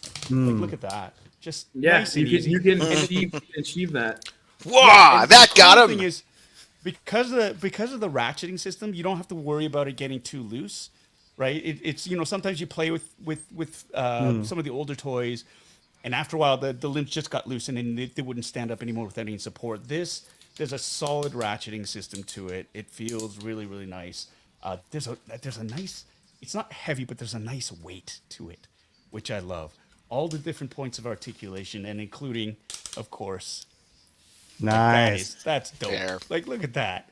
Love that neck. Here I comes love it. that Here neck. comes the snow speeder. That you got the rubber coating that Dion and the team made sure to put on there, right? Right there on the neck seal. Right. Almost. Yeah. Which is really, really smart. Right. That's my favorite shot when he takes out that snow speeders. Yeah. Just snap. Nice. And look at that. Again, there's a ratcheting system there. So clever. This is the guns on the cannons on the side. It's a softer plastic, which is great because it's a little bit bent because of the packaging, a little bit of heat, and that'll but I They like won't it because snap then off, they won't, which they is won't good. snap off. Yeah. Right? Because how many times Yeah. when you were a kid, you're playing, oh no, I broke the gun off, right? So that's great. But like really, I mean, the batteries are in. Before we explore anymore, there's 2 buttons on the side, one on the top, which activates light and sounds. So You got to turn it on first to make that one I operate. did. It wasn't. So the side Oh, there button we go. There turns we it go. on. Side button, I love that. and it controls it. Oh, Oh, it's so, Oh. it's so good. And so that's General Veers. Target maximum firepower. yeah. Right? And the walking sounds.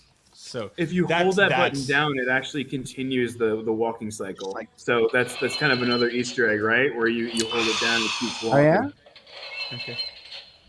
Exactly. And so we designed the buttons on this thing so that I have my sample right here as well for show and Okay. tell as well. So that when you grab it from above, you can use your fingers or your thumb to press the button and walk it along while operating with the sounds. And then you That can is use so your smart. pointer finger to operate the button on top for shooting. Genius. So, Oh my God. Yes. so Of you course. can use both fingers at the same time. Of course. So, Oh my Mike, God, as a that's brilliant. puppeteer, what are you thinking here? Like, have you worked with stop motion at all in the past? I'm thinking a lot of things. Well, I've done animation anyway, CG. We did make some stop Yeah. motion figures years ago when I had a company here in the UK. But yeah, that's the thing. You can really, I mean, yeah, I want to make films with these now because they're that good. You know? Yes. So, I mean, why not? You can do that, right? It's just, oh my goodness me. It's so amazing. So amazing. Right? Oh, that's the updated version. So this is the updated version. We have deco on the seats in this, and so that's the shutdown sound. So just reactivate that, Paul, and then look at the piping. Look at that Yeah. classic, iconic, Yeah. imperial piping, like on the top, that detailing, like how it's lit up. You have a fold-out crane, so you can lower speed effects to the ground. You've got a control equipment center. Oh, that's look at that. The That's so blue good. lights inside Oh. are Yeah, next level. Dion, good. like just chef's kiss, man. Yeah. So on the last podcast when we were on with Paul, Gi-hun was the guest. Gi-hun was the primary designer for this one, and then I just helped him along the way, as well as some of the other designers offering our input. So this is mostly Gi-hun doing this. Wow. Great job. Hold on. And then And- there's and- a storage space for the speeder bike. Four speeder bikes will fit in there, but Four it speeder comes with bikes.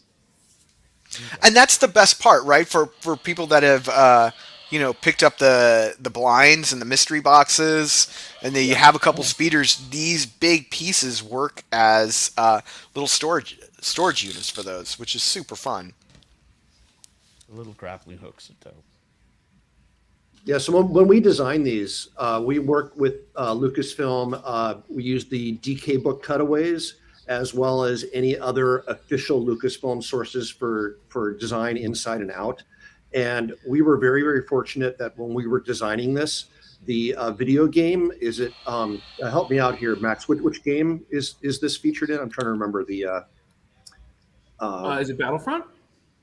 No, not Battlefront. I'm sure many of our fans Oh here. no, it's Cal Kestis. It's oh my The god. Jedi Fallen Order. Jedi Fallen There you Order, go, right? Fallen Order. Thank you. Yeah. It's, put on the spot, I couldn't remember. So in Fallen Order, you can actually play going through the AT-AT.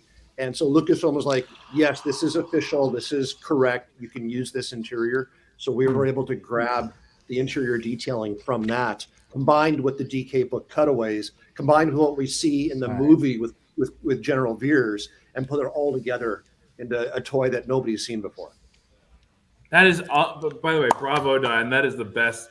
That is the best log line for this vehicle I've heard yet. That's so good because this is so accurate to all of the media combined, and we had to piece together individual components from all these different sources. And you guys did such an amazing job with this. And Lucasfilm, as always, were incredible, like to help us put all this together and to give us all the assets we needed. All right, so this is really cool. So General Veers is never sitting in the film; he's always standing, and so you can actually plug him into this special clip that they built into the cockpit head module to actually have him standing up the entire time. Oh, That's next level attention to detail. Like General Veers standing in the back. that's pretty sexy, isn't it? That is pretty Yeah. sexy. Obviously, I mean, something you've not said yet, but clearly these are meant for I guess kids can use them, right? But to me, this is like the perfect toy for adults. Seriously, right? I mean, does it not say only 35 years older and older? 35 plus. Yeah. 35 plus. I think it needs to say that on the box because these are. Yeah, so that's Oh, a there good he point. is. So the That's a cool really thing good about point, Mike, is that these we're designing these as toys first, and then as close to a replica as we possibly can second. And it So we do shows, have yeah. to- right. So we do have to make little concessions in proportions and in design features and There's my styling man. to make it work as a toy first and Yeah. foremost. Which they do, of course, yeah, very much so. Then they're great toys as well. That's amazing. They're And that's really the beauty. good. It's like collectors and their kids. And it's Yeah. like it's sharing the entire I mean, look, if my dad or my older brother were able to share Star Wars with me with these toys as well, I mean, my mind already melted as it was. With this, it just goes bonkers. Yeah, and one of the things that was really an inspiration we, of course, took from, when I was growing up and when Tim was growing up, we had Action Fleet, right? And we wanted, Action Fleet was great, but the thing is, it wasn't really in scale. And we wanted to really highlight the scale of these vehicles to really show the presence. And we think that kids really kind of gravitate towards that, the overall real feeling of scale. Like the Falcon is big. The speeder bikes are tiny, and the characters are all realistically scaled to those vehicles so they can live in the world, and kids can kind of see those micro figure accessories as their really kind of point of entry into this world, into all of the detail, into all the play. That's my best job. My initial reaction is I think you guys have just hit it perfectly. You got the perfect scale, the perfect detail, the perfect functions on here. It's just like everything is just so ace. It's just excellent. We need a new sticker. We need a Nien Nunb seal of approval. Oh my God. on each package. I mean, I already want to use the copy that you provided earlier, Mark, of I would kill for this. I would really kill for this. Yes. Yeah, that's amazing. Or Paul's #, living your best Star Wars life. Oh There my you go. gosh. Yeah. We'll just have our marketing team reach out, and we can just record everything you say about the line. It's great. So good. Oh, look at the backpack. Look at the detail on the Yeah. backpack. It's so I tiny. mean, come on. Yeah. That is you're knocking it out of the ballpark, guys. This Yeah. It's the coloring too. Oh, good. Look at the color. You have the coat, you have the white for the helmet, the white for the backpack, the white for the details, and then on the front you have the goggles picked out as well. Like it's just so much intricate deco and detail at something that is literally the size of one of your knuckle joints on your hand. And again, it goes back to we keep making improvements. We listen to the feedback of everyone that's a fan of the line. And the one thing that I also want to bring up that I love, one of the new improvements, is I know, Diane, you showed the Y-wing briefly, and you showed the new wash. But did you show the engine fire that we have as well now? I mean, that was new to me, and I was like, that looks incredible. Yeah. So we've been doing the engine glow deco on our Starfighter class since the beginning, but not our smaller vehicles. And so this is a Starfighter class, and it goes to price point, right? So the Starfighter is a higher price point than the light vehicle class, and this one also has the soot around the engine. Which help the engine glow pop more because it is. It's gorgeous. And the deco as well. The great thing about that wash, and again, this is the first time I saw that wash was today, is that part of what makes Star Wars so special. And Diane, show under the head too. You're saying the cannon area or the bomb area? The missiles. Yeah. Right here. We decked that. There's a wash on that as well. It looks lived in. It looks real, and that's what's always really resonated about Star Wars, right? Is that it feels like it's a universe that's actually lived in, a galaxy that's actually lived in, and the level, like, it's just so So cool. we do have. And Oh, the- look at that. Huh. I just can't wait to get my Y-wing so I can swap in my Princess Leia figure and have an old school Splinter of the Mind's Eye collection. That's honestly, and that's why we made that Princess Leia micro figure accessory, is so that you, Tim, could recreate Splinter of the Mind's Eye. But I mean, let's go back to the AT-AT, because like this vehicle is the star of the show. Like that cable, that Luke can actually hang on to the AT-AT walker with that grappling hook accessory. So as Tim said before, you can have him slice and dice that thing after it steps in your snow speeder containing poor Dak that we showed earlier. And really the interplayability between the snow speeder that we've had in the line and this vehicle, like they match up perfectly. Like you really get that sense of the rebellion being the underdog, right? The snow speeder is tiny. The AT-AT is huge. And like to kids, to collectors, like there's so much play in that interplay, right? So much play in that interplay. Like, where you have look at that. Look at that face off. Like you really feel for Luke and Dak that they are going up against these Imperial like war machines in these tiny little air speeders. It's just nuts. Mike's like, when is my package showing up? I'm drooling. Hang on. Let me just wipe the drool off my face. Like, I'm also watching Paul's face as he's concentrating on all that. So this is really everything rings true about it. It's like the profile of it, the different angles that you're looking at it. It just it's legit, right? Like it's you know, sometimes you're talking about the proportions of some of the old, like the Kenner old one. You go, yeah, you can fit it, but it's not really kind of to scale properly. The detail. This one, it just seems so much better proportioned. And you know, as a kid or as an adult too, I super appreciate that.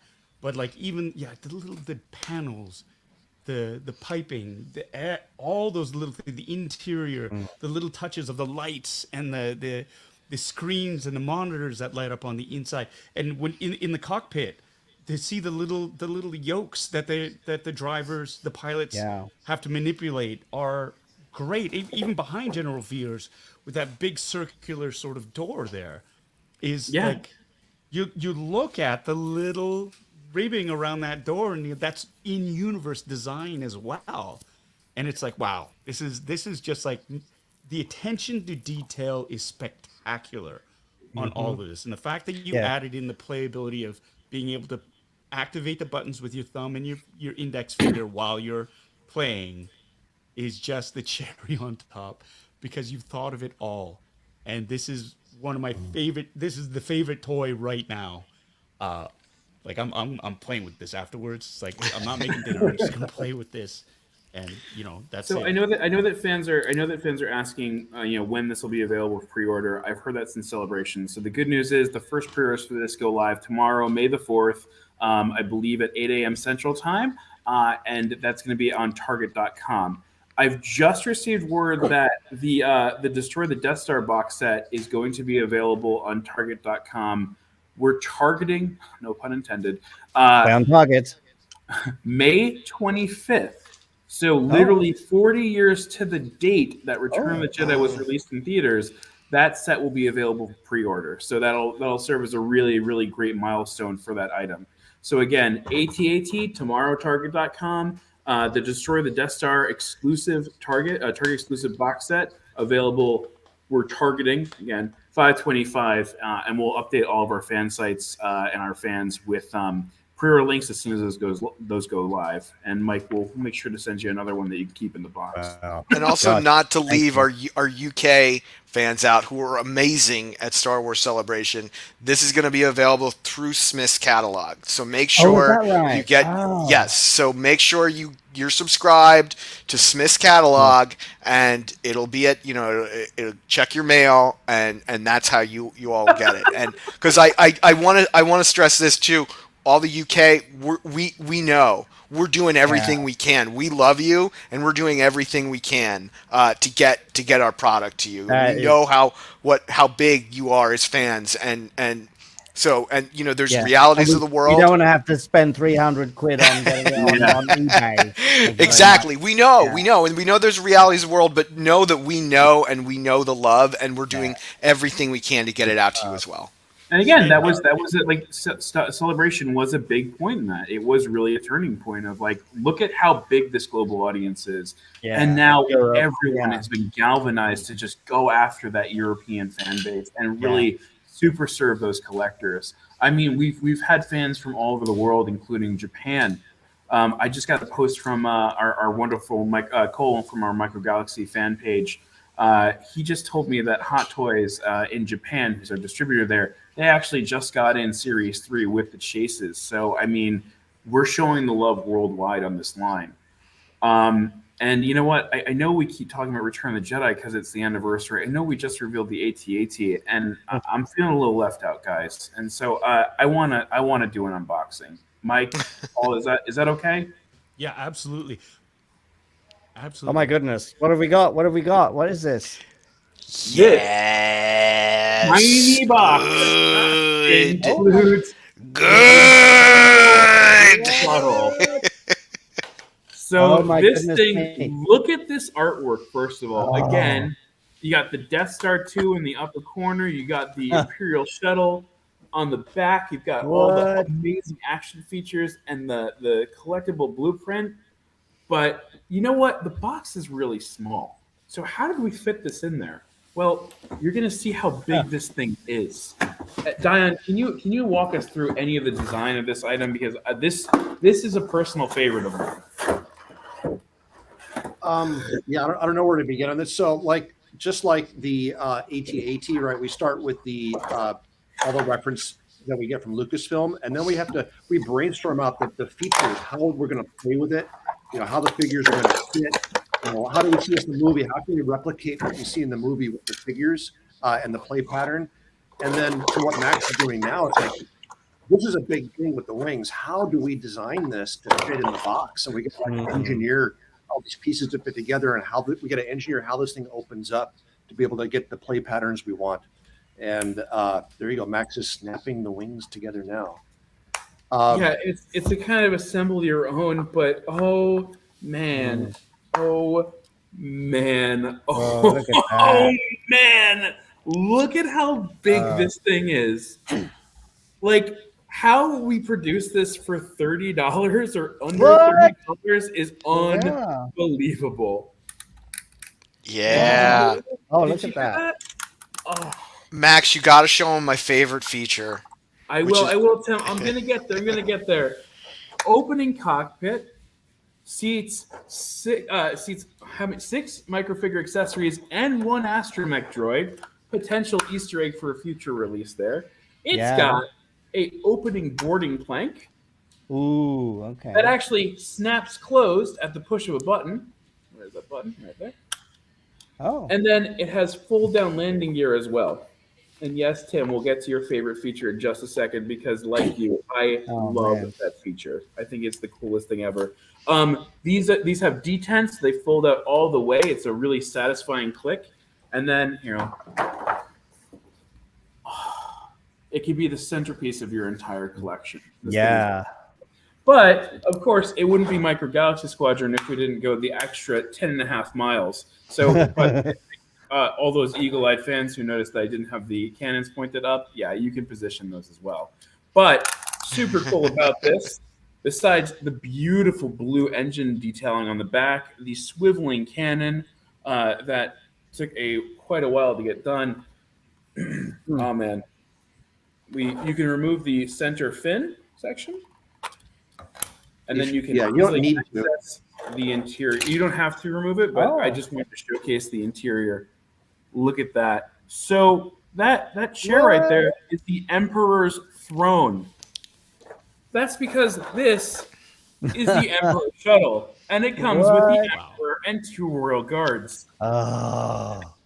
And so one of the things that I wanted to note about this vehicle specifically that's different from its original iteration that premiered at Star Wars Celebration is that was an earlier model. One of the things that we noticed on that vehicle is that the wash was way too heavy, right? This is the Emperor shuttle. It has to have a certain beauty and grandeur to it. It can't be dirty. The Emperor wouldn't fly around in a dirty shuttle.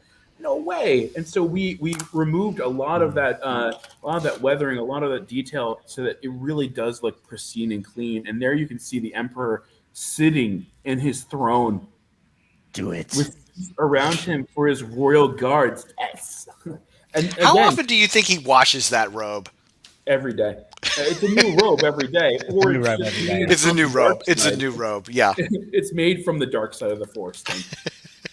So when we were filming Return of the Jedi, me being me, I used to be quite naughty and sneak around on to different sets and things. And I actually, one lunchtime, snuck onto that shuttle set and walked around inside the ship.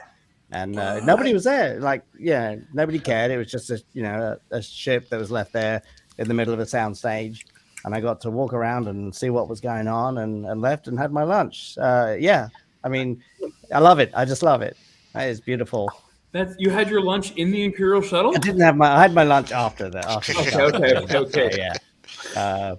But yeah, guys, I don't think it's too late for us to include a miniature Mike Quinn's lunch pail accessory in here, right? Yeah. Oh, there's always food. It's always, yeah, food is a big thing for me. So absolutely, that is beautiful. Okay, I'm gonna have to get myself one of everything. Clearly, so because I think they all belong together. They're like a family, aren't they? All these items. They really are. I mean, you're getting essentially the Empire's like main fleet with Series 4. Yeah. You got the TIE Bomber, you got the TIE Interceptor, you got the Imperial Shuttle. Again, all for the 40th anniversary of Return of the Jedi, which is how we all gathered here today. So and Paul, I know you want one of these as well. Did we end up sending you one of these? You did. Do you have one in hand? Do you have one in hand? Oh! Look at that face. Yeah! That reaction was priceless. So Paul, I see the mic to you. I want your honest opinion on these things. I mean, you love the AT-AT. I have a feeling you're going to love this one as well. This one does require a bit of assembly, but it's relatively straightforward, and it's also that we could get into the box, which I will say has my favorite diorama of all. It's the Death Star 2 with targeting your pitiful rebel friends. Wow. I want to know how much money the Emperor pumped into Death Star 2, because he was like, we got to get this thing back up and running with not like enough 3 years. Apparently. That's all I'm saying. Not enough there, exactly.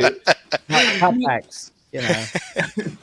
What did he officially call it, too? I mean, we had the Death Star. You never hear referred to as the Death Star 2. I don't think he would have called it the Death Star 2. 2.0. More yeah, 2.0. 1.5, really, wasn't it? You know, like, yeah. And it's double it was double the size, though, too, right? Like it's massive.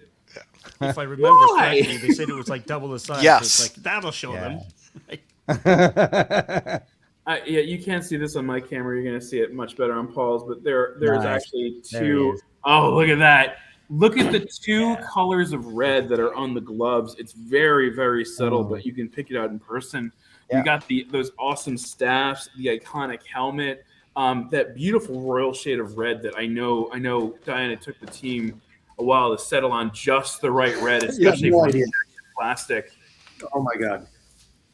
And then the Emperor. Red is, believe it or not, a really tough one. It's a really tough one to get. Anytime we have red on our product, it's like we look at a Pantone book for the color specification. I go, that's the red we want. And when we get it in plastic or we get it in paint, it's like, oh, that's not what we want. No. We have to go through iteration after iteration after iteration, right?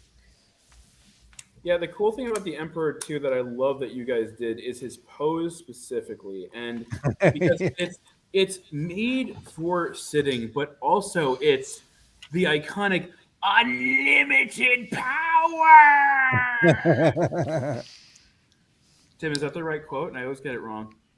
Yeah, but that's Revenge of the Sith. But yeah. Oh, I'm sorry. This is like, if you will not turn, then you will be destroyed. Mike, you can tell that we're just giant kids. That's so funny. I love it. I love it. So yeah, so the Imperial Shuttle, Nice. if I can get my images in on time, will actually also go up for pre-order on Amazon tomorrow. So you can order that one on May the 4th, and it'll ship out to you as soon as it's ready, which should be just a few months' time. Great. So look out for that one as well. And of course, we'll hit up all the social media with the pre-order links as soon as they're available. Just waiting on those beauty shots of the Imperial Shuttle itself. Honestly, like, I love the AT-AT. I love this one. I can't decide which one I love more. It's just the presence of this vehicle, the presence of the AT-AT together, really, it's unlike anything I've seen in a toy line before. And I've collected toys my entire life. It's a great day for Imperial builders. I mean, these It are really is, right? must-have. Yeah, I mean, the playability on this thing is unbelievable. I mean, the different versions that we can do in the future are also unbelievable. There's the Tidarium, which, Dion, we probably already have the paint master for that one, considering we have a super dirty version of this shuttle lying around. Yeah, exactly. Paul, how's it going in terms of putting this one together? Yeah, no, I'm done. I've been playing with it. It's so quick. Been playing with it It's for the just last like, 10 minutes. I'm sorry, I had my mic off and I was just like, this is spectacular. I mean, when I saw this, when you showed this at Celebration, I was like, I almost jumped. I wanted to jump through the screen and snatch it from your hand. You know, it was just like yoink. I wanted that because there is something. I mean, the AT-AT is spectacular, right? And it is great. There's something so iconic about this shuttle, right? Lambda class shuttle. There is, I mean, the movement of the wings, right? Just the way, the grace, and the way it just sort of soars around. There's a feeling of dread whenever you see one of these, right? Because either Vader's in one or the Emperor is in one, right? And so, you know, an AT-AT comes up, you're like, okay, you know, Imperial troops or whatever. You see one of these, and there's usually some really bad news inside. And it's just like the sleekness of this design is really spectacular. The fact that the Rebels, you know, Han Solo and Princess Leia and the Rebel Commandos have to sneak onto Endor using one of these as well, right? Somebody really important is always on one of these, and I think that's why this ship almost, you know, X-wings and TIE fighters aside, is one of the more iconic ships of Star Wars, right here. Yeah, I mean, I'm just soaking it all in. Right, like, and it's also some of the great moments from the film itself featured it, like the initial appearance of the Emperor was when this thing touched down for the first time. Yeah, that's right. And yes, you see all the Imperials gathered. You see that entire procession of stormtroopers, of TIE pilots, of everybody. Well, there you go, Max. As far as fleet building, like, and this is it. This is the Imperial centerpiece. Yeah, and really, this whole, the idea of the wings folding up for it to land. I've always wanted one of these, and I've never bought the model, or like I never built it from a model kit. I know they're available then, but as a toy, I've always wanted one of these. I mean, and the closest I ever got was the old Action Fleet ones. Wow, right, which are great. Oh man, I've never seen them compared before. Yeah, but look at that. Right, it is just. Wow. I mean, this is good. This is great. Yeah. You know, it's the technology. This one feels like a toy. This one feels like a scaled model, like a studio, like just with the attention to detail, the proportioning of it, all those little things, and this holds. I mean, I bought this used at a comic book store, and it came with, like, I mean, I showed this to you before, Maxwell, but you know, it's got Chewbacca and Han Solo in it. The little minifigures, right? And they're the same size-ish if you look at the scale of...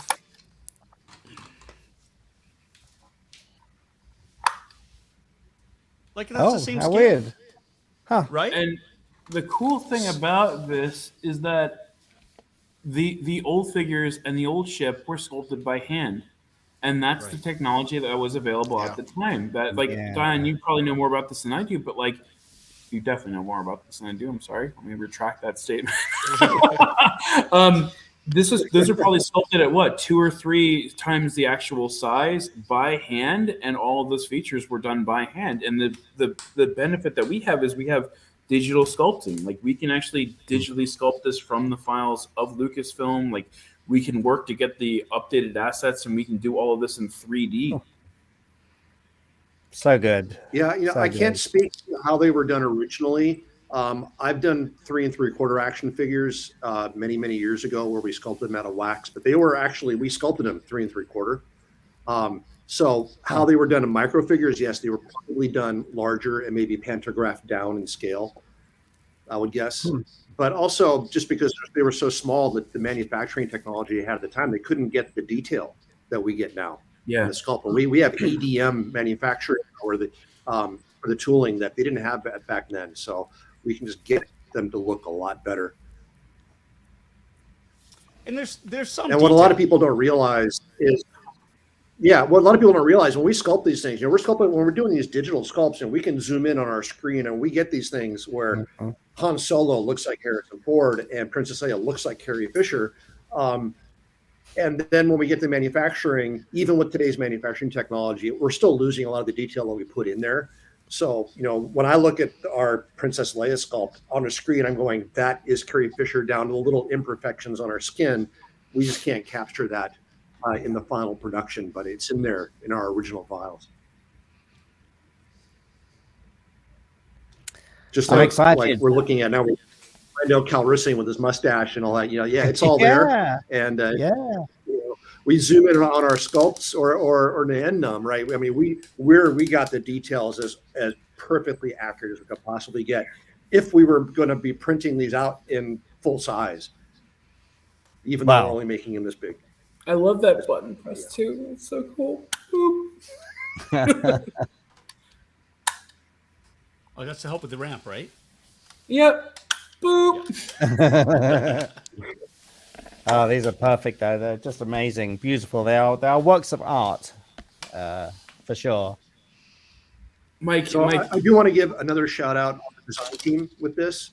You know, I mentioned that Yoon, that we saw in a previous podcast here, was the primary designer on the AT-AT. David Rojas, who is our design manager on our team, so he's just below me. He was a primary designer on the shuttle and on the Y-wing. He did the Y-wing and some others. So yes, kudos to him. So Mike, please regale us with another story of Return of the Jedi as we lead out of this Return of the Jedi segment. Because like everything is so iconic. Like it just, there are so many things. There's so many things. One thing that I think about, because let's see, when I was assisting Admiral Akbar in the briefing room, you know, that white circular briefing room. Something that always fascinates me is that when we were doing the full length Akbar, you know, I was working his mouth cable down his trouser leg and out to underneath that central console where the hologram of the Death Star was being featured above, right, and it was spinning around, yeah. So I was underneath that table working Akbar's mouth. Above it was this hologram, which was actually the very first piece of origins of Pixar's software before they became Pixar. You know, originally Pixar was a part of the Lucas Digital division, and they were developed Laster, and I guess those and Ed Catmull and whoever were developing, and I think it was one of the coders, Tom maybe, but they were developing this 3D software to use in films. And I believe that was the very first piece of Pixar, what became Pixar Animation, was on that. It was the Death Star. Wow. Which was really crazy, and I was underneath it. That's just kind of like an interesting bit of trivia. But I was going to ask Paul actually about when we flying the ships, because when we did the original Falcon cockpit, it was just a bunch of stagehands rocking it around on some scaffolding on a gimbal. So they could spin it, they could rock it forward, back, left, right, and we had a light that went over a track to make it look like it's doing a barrel roll. But when we did the Force Awakens stuff with the X-wing, it was on an automated like a bucking bronco kind of thing. Wow. I guess it was a totally different experience, up 30, 40 foot in the air with a safety perimeter fence, cameras strapped to the X-wing, and then everybody ran like hell and hit go. And yeah, it's like I had no idea what to expect. I was terrified. My shot was the very last at the end of the day, after all the other guys had done all their bits in the same cockpit. But it was exhilarating. It was very exciting. But my do you remember there's like a joystick in the middle that you kind of wrangle? Mine completely came off in the middle of the shot, in the middle of the take. So and when before we filmed, they took a few of us into an office and they showed us this large schematic of the X-wing, of all the this is the startup sequence. This is this does the same as that. These are the scopes and all that kind of thing. So I just wondered how my experience compared with yours on set. Yeah, well, it sounds like you went the full 9 yards in terms of just prepping you in terms of the working out all the. Yeah, we never used it, but right. But it's good to have that consistency, because there are some really eagle-eyed fans out there who want to sort of. But who knew that there was even a thing? I didn't know there was, that all these buttons actually meant something, and that there is actually a startup sequence. The fact that even exists, and there is a schematic of the entire cockpit, just blew my mind. Yeah. So were you on an automated gimbal as well? How did they do your stuff? I was not. So they didn't do the gimbal for us because we were working on Stagecraft, the ILM Stagecraft, which is nicknamed the Volume. And it is that virtual stage, basically, where they project high-def 3D, high-def images around. And so I was, the first time we did it, I was actually, it was from a cockpit that was repurposed from Rogue One. And I was 6 feet up in the air, so it's you got to climb up there, and once you're in, and the flight stick was there. It was a really interesting experience because the craft was actually bolted to the ground. It was solid, but they could move the star field around. Wow. So everything else moved around me, but I was stationary. So it was like one of those rides at Disney World. What? Right? Yes. And so at one point I remember they called them the Genius Bars. So how many of you actors got motion sickness doing that? That's the thing. They started rocking the starfield back and forth, and even though I was convinced, because it was all around, that I was being pitched back and forth, and I had to grab onto the sides of the cockpit. Yeah. Wow. And Peyton Reed, who was directing the episode, said, "If you start to get ill, look down at the console. Don't look at the stars." And that was intense. That was intense. And then there was a chase sequence where we were chasing the Razor Crest through the atmosphere of Maldo Kreis. That was better than any roller coaster ride I'd ever been on. They had built an entire chase sequence through, and then they had the cameras moving around, and I was there, and they wanted me to sort of play the G's. And even though in canon, all the X-Wings, they have inertial dampeners, so realistically you shouldn't be buffeted around, right? That's why they don't wear harnesses. But in my headcanon was maybe Carson Teva had it dialed all the way down so we could feel the craft a little bit better. So we played with that whole idea of chasing the Razor Crest and being like in sports mode.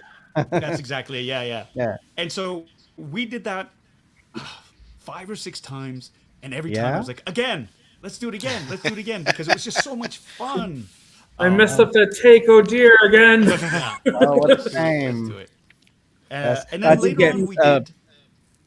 Sorry, later on we did when we did season 3 we weren't in the volume. We were just in a regular sound stage with a blue screen, and yeah, they had the moving like the light on the crane going across to Okay, sort of yeah, give that sense of motion. motion and whatnot. But yeah, no, it was just Huh. yeah, we were not on a gimbal. Although I think that would have been so much fun. That was Moving crazy. everything Yeah, around. yeah. It's the same one they used for the Falcon cockpit apparently as well. So they just Okay. bolted different, an X-wing on it. I got to choose my own mech droid though for my X-wing, so I was quite pleased with that. Nice. Yeah, they let me. It said which one do you want? So I picked one. But I did get motion sick in Return of the Jedi because I was under the in the seat itself and sort of under the puppet. So I couldn't. It was like being in the hull of a ship, and because it was being rocked around, I definitely got quite motion sick in that as well. So it's something you don't think about, isn't it? Really, I got motion sick at Star Tours. I went to Disneyland for the first time, and I was like, "Oh my god, I'm going to go on this like 6 times in a row. I can't wait!" And then like the first time, I'm like, "Oh my gosh!" Mike, you were laying on your back underneath the puppet, right? And I just was. That's right, Yeah, for so, like, the Jedi. Tim, imagine Yeah. laying on the ground of Star Tours. I know, and I was like on the left. Yeah, I can't no, even. it I was- can't even. It was bad because I couldn't see out on the horizon. Yeah, it is like being in the hull of a ship, really. But they had to cut out the bottom of the seat of Chewie's seat. Because it was like a 1973 race car seat apparently, and they're like, "Are you sure we got to cut that out? Because we can't get these anymore. They're rare. They're rare things now. And you really want us to cut that out?" It's like, yeah, I can't get in otherwise. And I just fit in. With a little TV monitor on my chest and a microphone, and I had to sort of lower the puppet onto me, as well. So, and my hand was in one of his hands. The other hand was a stuffed fake hand on the steering yoke, and then I just worked him above my head. And yeah, it was a really tough thing. But my goodness me, how fun is that? I mean, to get to fly these things, right, Paul? I mean, it's just the best ever. I hope to do it again sometime.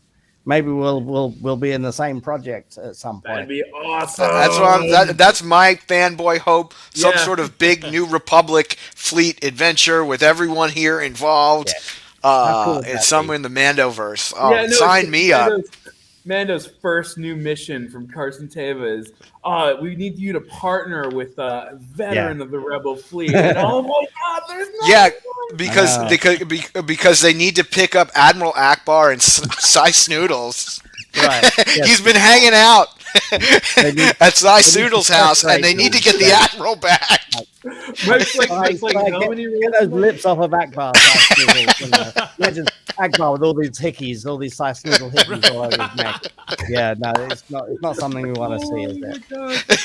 Tim, I knew the minute that we invited you on the podcast, this would devolve into a thing. That's my main takeaway. Like that whole relationship. I'll send you. I'll send you a 5-episode arc in like 3 weeks. It's a winner. It's a winner. So guys, we've been at this. It doesn't feel like long at all, but we've been at this for about 2.5 hours now, maybe even a little longer, and we have one more reveal to do. Are you guys ready for this? What? Yeah.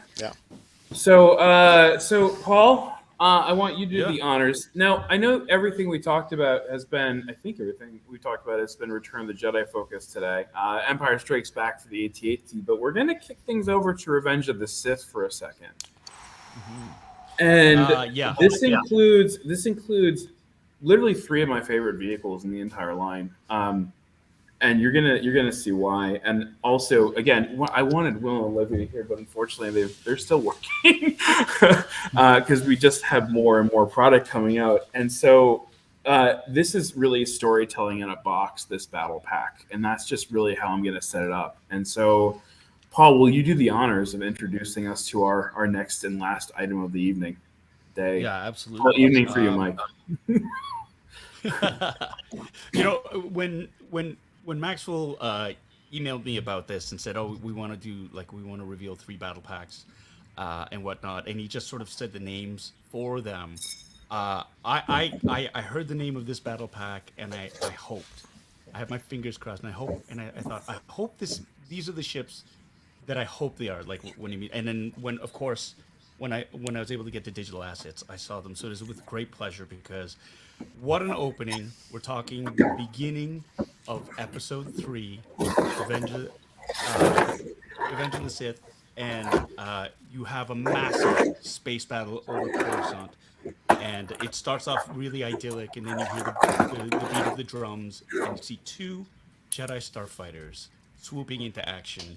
Of course, I'm talking about Anakin Skywalker and Obi-Wan Kenobi in their Jedi starfighters, about to do battle, and paired up with a couple of vulture droids. A couple of not vulture droids. The vulture droids with walking mode wings included. So this is something that I was really hoping to get as well. I can't wait to dig in. I saw this box in person, and it's even prettier in person. It's that storytelling, right? It's Yeah. that beautiful storytelling in the box where you feel like you're in the battle when you see this on shelf, and then you open it up, and again, Dion, the design team has gotten so many kudos, but all of them are so well deserved. Like, look at the deco on these things. The CIS deco, that blue, that kind of dark maroon with those red eyes, and the separatist logo on the top of the head, the way the wings open up, the way it transforms just by swapping out the legs into walking mode. I mean, this set has been like a journey in the making, right? Like we've gone through so many iterations of the Vulture droid to make sure that it's literally the perfect toy, and then to give it this deco in this presentation in this box set is truly extraordinary. I mean, there's so many stories that we have about the Vulture droid internally. I mean, do you want to walk us through some of the challenges of design on these? I mean, I know that we've talked about them previously, but like,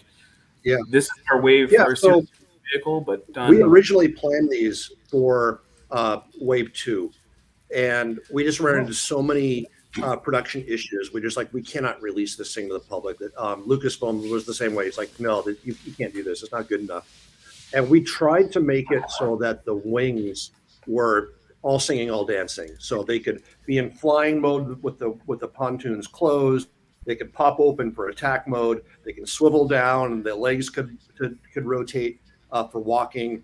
And we had a solution, and it kind of worked. And it was just our scale of our toys is so small that everything was just so fiddly and so fragile. Parts were just constantly breaking or flexing or bending, and it was just hard to play with as well. It's like, no. So we had to go back to the drawing board in this. It's like, let's get this right, pull it from production, scrap the tooling that we had for it, and came up with the idea that we're going to have the wings not all singing and dancing. They will be 2 modes. We have the flying mode wings that have flying mode and attack mode, and then we have a separate set of wings that attach, and those become the legs for the walking. So they pivot to give you the walking action. So both of these come with a set of walking and flying mode wings. And the flying mode wings also have this really awesome function where you can have them be open or closed, which I just snapped them closed. They lock into place really, really well. So you have both of those flight modes. And then as an Easter egg, we want all our vehicles to be pilotable, and the Vulture droids are droids, so they really don't have a pilot. But what we did was we worked in space under the head for a fun little battle droid to be in there that you can kind of store in the head itself, and the head closes with the battle droid in there, which is super, super fun. Right, and that ties into what I was saying earlier, that these are toys first, and then making them film accurate is a close second. So yes, we don't see the battle droids operate these things in the movies or in the animation, but it makes it a better toy. And Lucasfilm gave us the permission to do that. And it's great for army building. You get extra battle droids. Yeah. Great solutions though for those problems that you had. Yeah. So you get Anakin with his best. So looking at that R2 looks really good. Yeah. Did we so shiny. I think we updated the really right? Really impressed with the dome. So the sculpt of the figures is the same. We just have a better silver on our two here, and it makes the blue one has had a little chromier. This is also a pre-production item that we're seeing. So we actually are right now, as of yesterday and today, still working on some refinements. So because we're looking at a close-up here, I just want to point out that, yes, we realize that the face deco on Anakin is bleeding over onto his hair. Items like that. We know that the deco is incomplete on the battle droids. We're working on that still. So this is pre-production. So this is really kind of a sneak peek as opposed to what you're actually going to see on the shelf.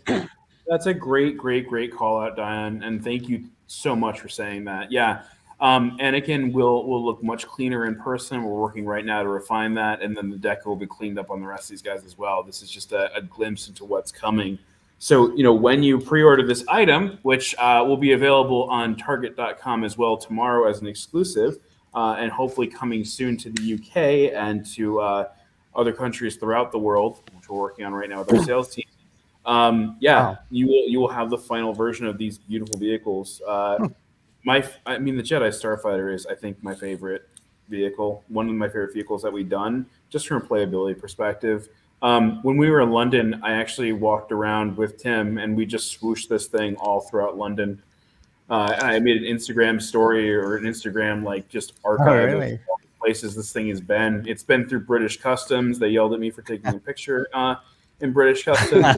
Yeah. And Max, I've got a great end to that story actually, because we gave a lot of our we had some special blinds that we gave away, and some special people got some special ships at Celebration. That was our last day there, and Celebration was over. And my wife and I, Megan, we went to Kensington Gardens, and there was a young boy and his uncle, I believe, and he was a really big Star Wars fan, and we were right by the water, and we were talking Star Wars, and I was like, oh man, I wish I had one of my samples, but I gave through everything. And then Meg reminded me, she's like, no, Max gave you the Anakin Starfighter that he did all the photo shoots with, so I was able to give that to the kid, and he was like, his mind was blown. It was his first Star Wars ship. So that's what happened to that Anakin Starfighter. He found his home. You and I talk every day, and you've never mentioned this. That is the best. Well, you'll find I'm full of surprises. Oh. Yeah, but just look at this battle pack. Look at the fun Easter egg of the General Grievous Starfighter in the background. Just Anakin and Obi-Wan fighting against the Separatists together, and how much fun you can have with this. This is a pack built with kids in mind. The playability on all these vehicles is top of the line, and if you have any young Padawans at home, this is the best gift set to give them, right? Mike, do you remember all the fun gift sets that you had when you were a kid, where your parents would go to the store, they'd come back, and they'd have this whole thing, and it's multiple horses, multiple action figures together, and it's one whole scene that you can play with just in one box. That's the experience that we're going for here.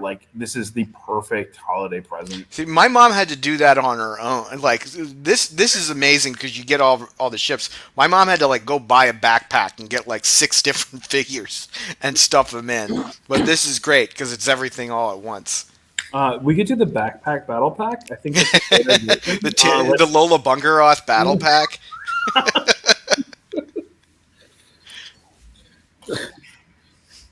Mike's like, how can I get one of these? These were not included in my box. My box had one item. Wait. Yeah, but no, it had 3 items, really, didn't it? So. It did. We'll make sure we get these out to you as well. We're expecting amazing production any day now. Amazing. So yeah, I can't wait to put them up, on make a nice display of them all together. Maybe some hanging from above and some, on the ground on a shelf. Maybe make a little diorama of them. I think that'd be lovely. So after I played with them, of course. That kind of draws attention. That kind of brings up what I'd love to know. How did you get into puppeteering in general? What was it that kind of sparked that interest?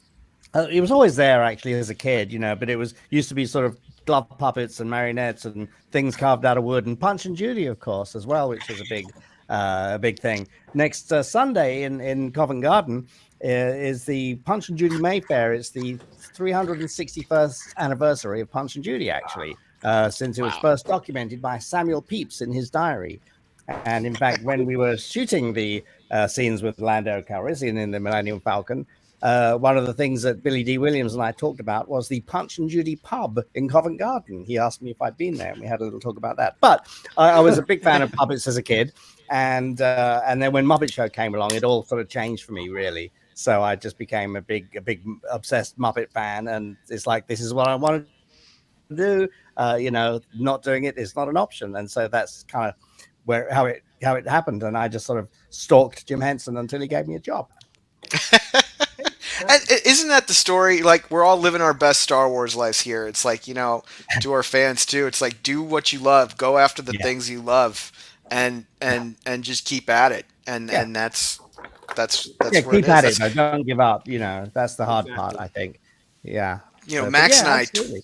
20 years ago, we were going to the mall together in college, picking up like hero clicks and talking Star Wars. And exactly. I mean, and the thing is, like, I had an English degree, right? Like, I didn't have any experience in the toy industry. I didn't really know how to. I wasn't artistically inclined at all. But what I did know was that I loved toys, and I loved playing with toys. I love collecting toys, and I've been a lifelong collector and fan. And that passion and that interest in that just unwavering drive to achieve that is what kind of brought me here and led me here. I mean, Tim, I think it's a similar story for you. Like, absolutely, you've been a playwright, you've been a writer, and but you've also been a toy collector, and you've been a fan, and you know more about Star Wars than pretty much anybody else alive. Like, well, I don't know about that, but I know more than your average Wookiee, I guess, or Ewok. That would make the most sense. Tim is calling himself a Ewok. Well, again, another shout out to my son Kirby and his Wicket Ewok costume by Jazwares Costumes. Nice. So, Mike, you get to pick, or we'll try to include this in our next series of vehicles. Which vehicle do you want to see next? Oh, I kind of would quite fancy seeing the new X-wings. What are they? The T-70s? Is that what they were called? T-70s are actually on the shelves right now. Yeah, so I think I would quite like to see that, as it's, another one, or even maybe the Tantive 4 as well, seeing as I flew that as well. That's what I'm talking about. Yeah, I'm asking a lot here, but don't ask, you don't get. Yeah, but those two, in fact, I'll pick those two, please. Thank you. Yes. So absolutely. We'll look into doing the Tantive V. It's going to be a big ship. Let's see if we can get it done one day. Yeah, it is. We need to get Paul his X-wing too. Yeah, 100%. Yeah. Excellent. So exciting. But it's all good. It's all, I'm going to get them all now and make a nice little display and put it behind me in my new studio when I get it all built out. It'll look fantastic. So we do have these, Mike, on shelf right now, these T-70s. Oh, okay. There it is. Yes. Oh, man. You can put your little mech droid in the top there, right? Yes. BB-8 and R2 will both fit in the top. Yeah. And then we have two versions of this with Poe Dameron. So would my little would my little Nien Nunb fit in that cockpit? Absolutely. Yes. Oh, good. So I can put him in there. Well, I can actually pull out. Yeah, there he is. Do it. Yeah. Making dreams come true. Yeah, exactly. All right, so what's the fan fiction? I'm doing this off screen. Size noodles. Nien Nunb flying a T-70 X-wing. Yep. I'll put it all together, man. I'm like a bat computer. And here's the ship. And you know what? I keep saying fan fiction, but like, again, from a play perspective, kids create their own stories with our product, right? Kids create their own Star Wars adventures. There he is. Exactly. And really the interchangeability of the characters, how you can fit all of them into all the different cockpits, how they can you can recreate your own events from the movies, or you can create something entirely new. Like, you can have Yeah. You can have Jedi starfighters chasing an Imperial shuttle. You can have battle droids infiltrating Coruscant aboard an Imperial shuttle. You can have the Emperor working alongside Anakin Skywalker. It's true. The ability to swap everything out allows for so much narrative play. I mean, that's what I did as a kid. And a special shout out to my brother Billy. He's 7 years older than me, and what he would do is that he would create movies with my toys, and we'd have like all new adventures with all the Star Wars characters. And that's one of the things, that's so much fun with the play experience here, because so much of the narrative of the films is built into the vehicles.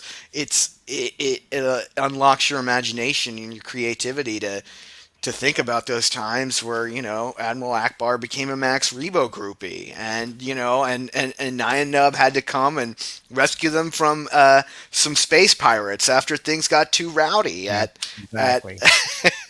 at the, You're right, absolutely right. Yeah, that's where the fun is, and that's giving children that opportunity to play and discover and create their own stories, be creative themselves, not just necessarily copy what the films did or whatever. Because I think as kids we all had created extended worlds for our characters. Little action figures and little toys that we had, they all went beyond whatever they were designed for and beyond what was in the films. So I think it's actually really important for kids to have actual toys to play with, and not just be sitting in front of a computer all the time. So these are important, for development and imagination. And I see that someone did ask for the price point, so let me just look that one up. What is my computer? I think super slow. This will be $49.99 at retail. Sweet. So again, just to wrap up the pre-orders, because just getting that out of the way. So tomorrow we're going to have the Battle of Coruscant Battle Pack, as well as the AT-AT available on Target.com. And then we'll also have the Imperial Shuttle available on Amazon.com. So those will be available then. This retails for $29.99. Nice. $49.99. Wow. And then the AT-AT is $59.99, which is plus of course bargain. Oh, and that one will be coming out. I believe that's also $59.99. That will be coming out around $5.25. So again, that great Return by 40th anniversary. Perfect. Beautiful. I can't wait. Thank you so much, by the way, for letting me come and play in your sandpit here and enjoy all this fun and become a kid again, right? I mean, thank you. And that's what we go for with our toys. Like, thank you so much for being on and coming on and talking through with us and sharing your stories of Return of the Jedi. I mean, and Paul, like just seeing two pilots together, like just kind of like thinking about how things were shot 40 years ago, how things are shot now, and what it's just like being a pilot seems to be a pretty similar experience. Yeah, it's incredible too. I feel like on this spot, it's like I'm flying on everyone's wing right now, which is incredible for little Timmy back in 1990 or whatever. He's flying with Nien Nunb and Carson in the New Republic era. I mean, again, hashtag living my best Star Wars life. I like that a lot. I really do like that. We should make that happen. Yeah. Hashtag living my best Star Wars life. I love it. So again, like I know we've been at this for about 2.5 hours now. I do want to ask Mike, can you lead us out with one more cool Return of the Jedi story to kind of cap things off? Cool. I don't know about cool. Hang on, let me see. Dorky. I'll give you a dorky story about maybe an embarrassing one. How about that?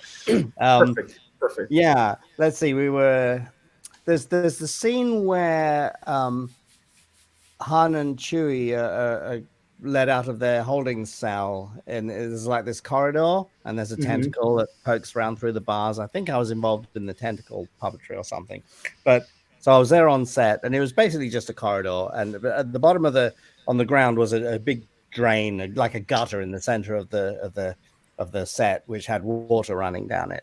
and it was first thing in the morning. Harrison so emerged from part of the set and came walking towards me, and I was sort of like taken aback for a moment, and I stepped backwards and said, "Good morning," as I put my foot in this gutter and it filled up with water. And I thought, oh, I hope he didn't see that. I wonder if he caught that. And I was just like, I'm just going to be cool, pretend it didn't happen, and everything's just fine. And he didn't really comment on it or say anything. So maybe he didn't notice, or he was gentlemanly enough to not mock me and laugh. But that was kind of embarrassing. So I mean, well, his eyes were still blurry from the carbonite. So, but no, yes. So there's all kinds of things like that happen on a daily basis. It seems when you're making these things, right, Paul? I mean, you know, and it's like the stuff comes to you like 40 years later, and you hadn't thought of that in forever. You know, it's amazing what triggers a memory sometimes. So that's it. I totally agree on that. And like I did want to ask too, like you did animation, you continue to do animation puppetry to this day, right? Yeah, I mean, well, I haven't done any keyframe animation in a while, but to me they're kind of different ends of the same stick, really. My puppetry informed my animation, and my animation made my puppetry better and cleaner. They're all just different ways of bringing something to life, really. You know, one's just a bit slower than the other, and one's more virtual and one's more physical. But I mean, now, you know, I'm doing a lot of animatronics and faces and that kind of thing. And I do approach my characters in very much an animation kind of, I guess, mindset, really, where everything you want to communicate as cleanly as possible with as little noise as possible. So like if you watch Nien Nunb, he's kind of like, he's like the least Star Wars creature ever, you know, in the galaxy, really. You know, creatures tend to look more creaturey and they move in certain ways. Nien Nunb's like this. He's like a cartoon character. He's like, oh, I'm curious now, and oh, I wonder what I think about that. And he's very much pose to pose. You know, it's very, very, very specific beats, which is sort of animation, really. So he's yeah. I mean, but I like the communicating something in as simple a way as possible, unlike the way I'm explaining it now, apparently. But anyway, you get the idea. No, that's fascinating. That's super, super fascinating. Like it just puppetry and animatronics and all of that is always so fascinating to me. Like just when I was a kid, I had the ILM book, right? Like the from something from Myth to Magic or something like that. And it was this giant coffee table book, and I would flip through that every single day, and I would just look at it. Return of the Jedi 2 is the masterclass in it. It's got some of the most iconic puppets, like obviously from the series, but in sci-fi. I mean, when you think about who's in it, like it's got Jabba the Hutt, it's got the whole Max Rebo band. It's got an Admiral Akbar, like that larger than life character. Like you forget that he only appeared in one film of the Star Wars trilogy, but he's so iconic. Yes, it's preposterous, really, and I think that's the thing, you know, doing these impossible things that no one should ever try to attempt, yet we did anyway, and George Lucas did, and you know, thank goodness he did. We got these, you know, I mean, this stuff probably sounded ridiculous on paper, you know, a giant gangster slug, you know, on a slab. It's like, what the? You lost your mind, you know? But there we go, we got it. So I'm gonna tie it all together with the puppets and the Muppets and the Star Wars and the Muppet Christmas Carol, and just say, hey, like Muppet Christmas Carol, there's one more sleep till Christmas. There is now one more sleep until Star Wars Day and the pre-orders. Thank you. So one more sleep where you'll up. be visited by all the Force ghosts tonight. So you can get current and right with them before you place your pre-orders tomorrow. I guess there are 3 Force ghosts. There's the ghost of Christmas past, which would be Yoda. There's the ghost of Christmas present, which I guess would be Obi-Wan. And then there's a ghost of Christmas future yet to come, or Star Wars Day yet to come, which I guess is Anakin. Maybe. Would Obi-Wan be present or past? Oh, no, Obi-Wan would be past, Yoda's present. And then Anakin is future. Anakin's everywhere, right? Right. Yeah. Well, that's it from Wars Microgalaxy Squadron Central. Mike, thank you so much for coming on, for doing unboxing with us. Paul, thank you so much for being our gracious host and for for being the first eyes on this product and for describing it so beautifully for all the listeners. Oh, it was an honor. Thank you so much for this opportunity, like to be the first to just to play with it and to touch it and look at it and to have it is just it's a tremendous honor, and like my cup runneth over. So I cannot thank you enough for including Well me said. on this and meeting Mike as well and getting to meet Tim and Dion. It's nice to sort of get a peek behind the curtain, so to speak, and to share. Isn't it? Yeah. Yeah, to share the joy and the love of this line. I mean, this makes me happy. So, and that's why, again, I always say this. That's why we do what we do. We do it to make people happy, and to help people play with incredible product. Like just working with Dion, working with Tim, working with our packaging team, working with the entire Star Wars Microgalaxy Squadron team. Like, why we do what we do is to create the best possible product for all the fans out there, and to give you guys what we always wanted as kids, right? Like a scaled Star Wars line with all those playable action features that really just inspires an entire new generation to play with the saga like never exactly. before. And think of all the memories that are going to be made from generations playing with what you guys are creating. All the hours and hours of playtime. With kids and parents and children and even grandparents. I mean, great memories are going to be made from what you guys are creating, and that's that you actually can't buy that stuff. That's precious. So you're creating a legacy in a way of exploration and play and memories with friends and family as well. So separate to just collecting the stuff and enjoying And that's it. what Star Wars is all about. It is. Awesome. That's Well, fantastic. thank you guys. Well, yeah, thank you, and everybody who is watching on whatever platform, be it Facebook Live, YouTube, or Twitch.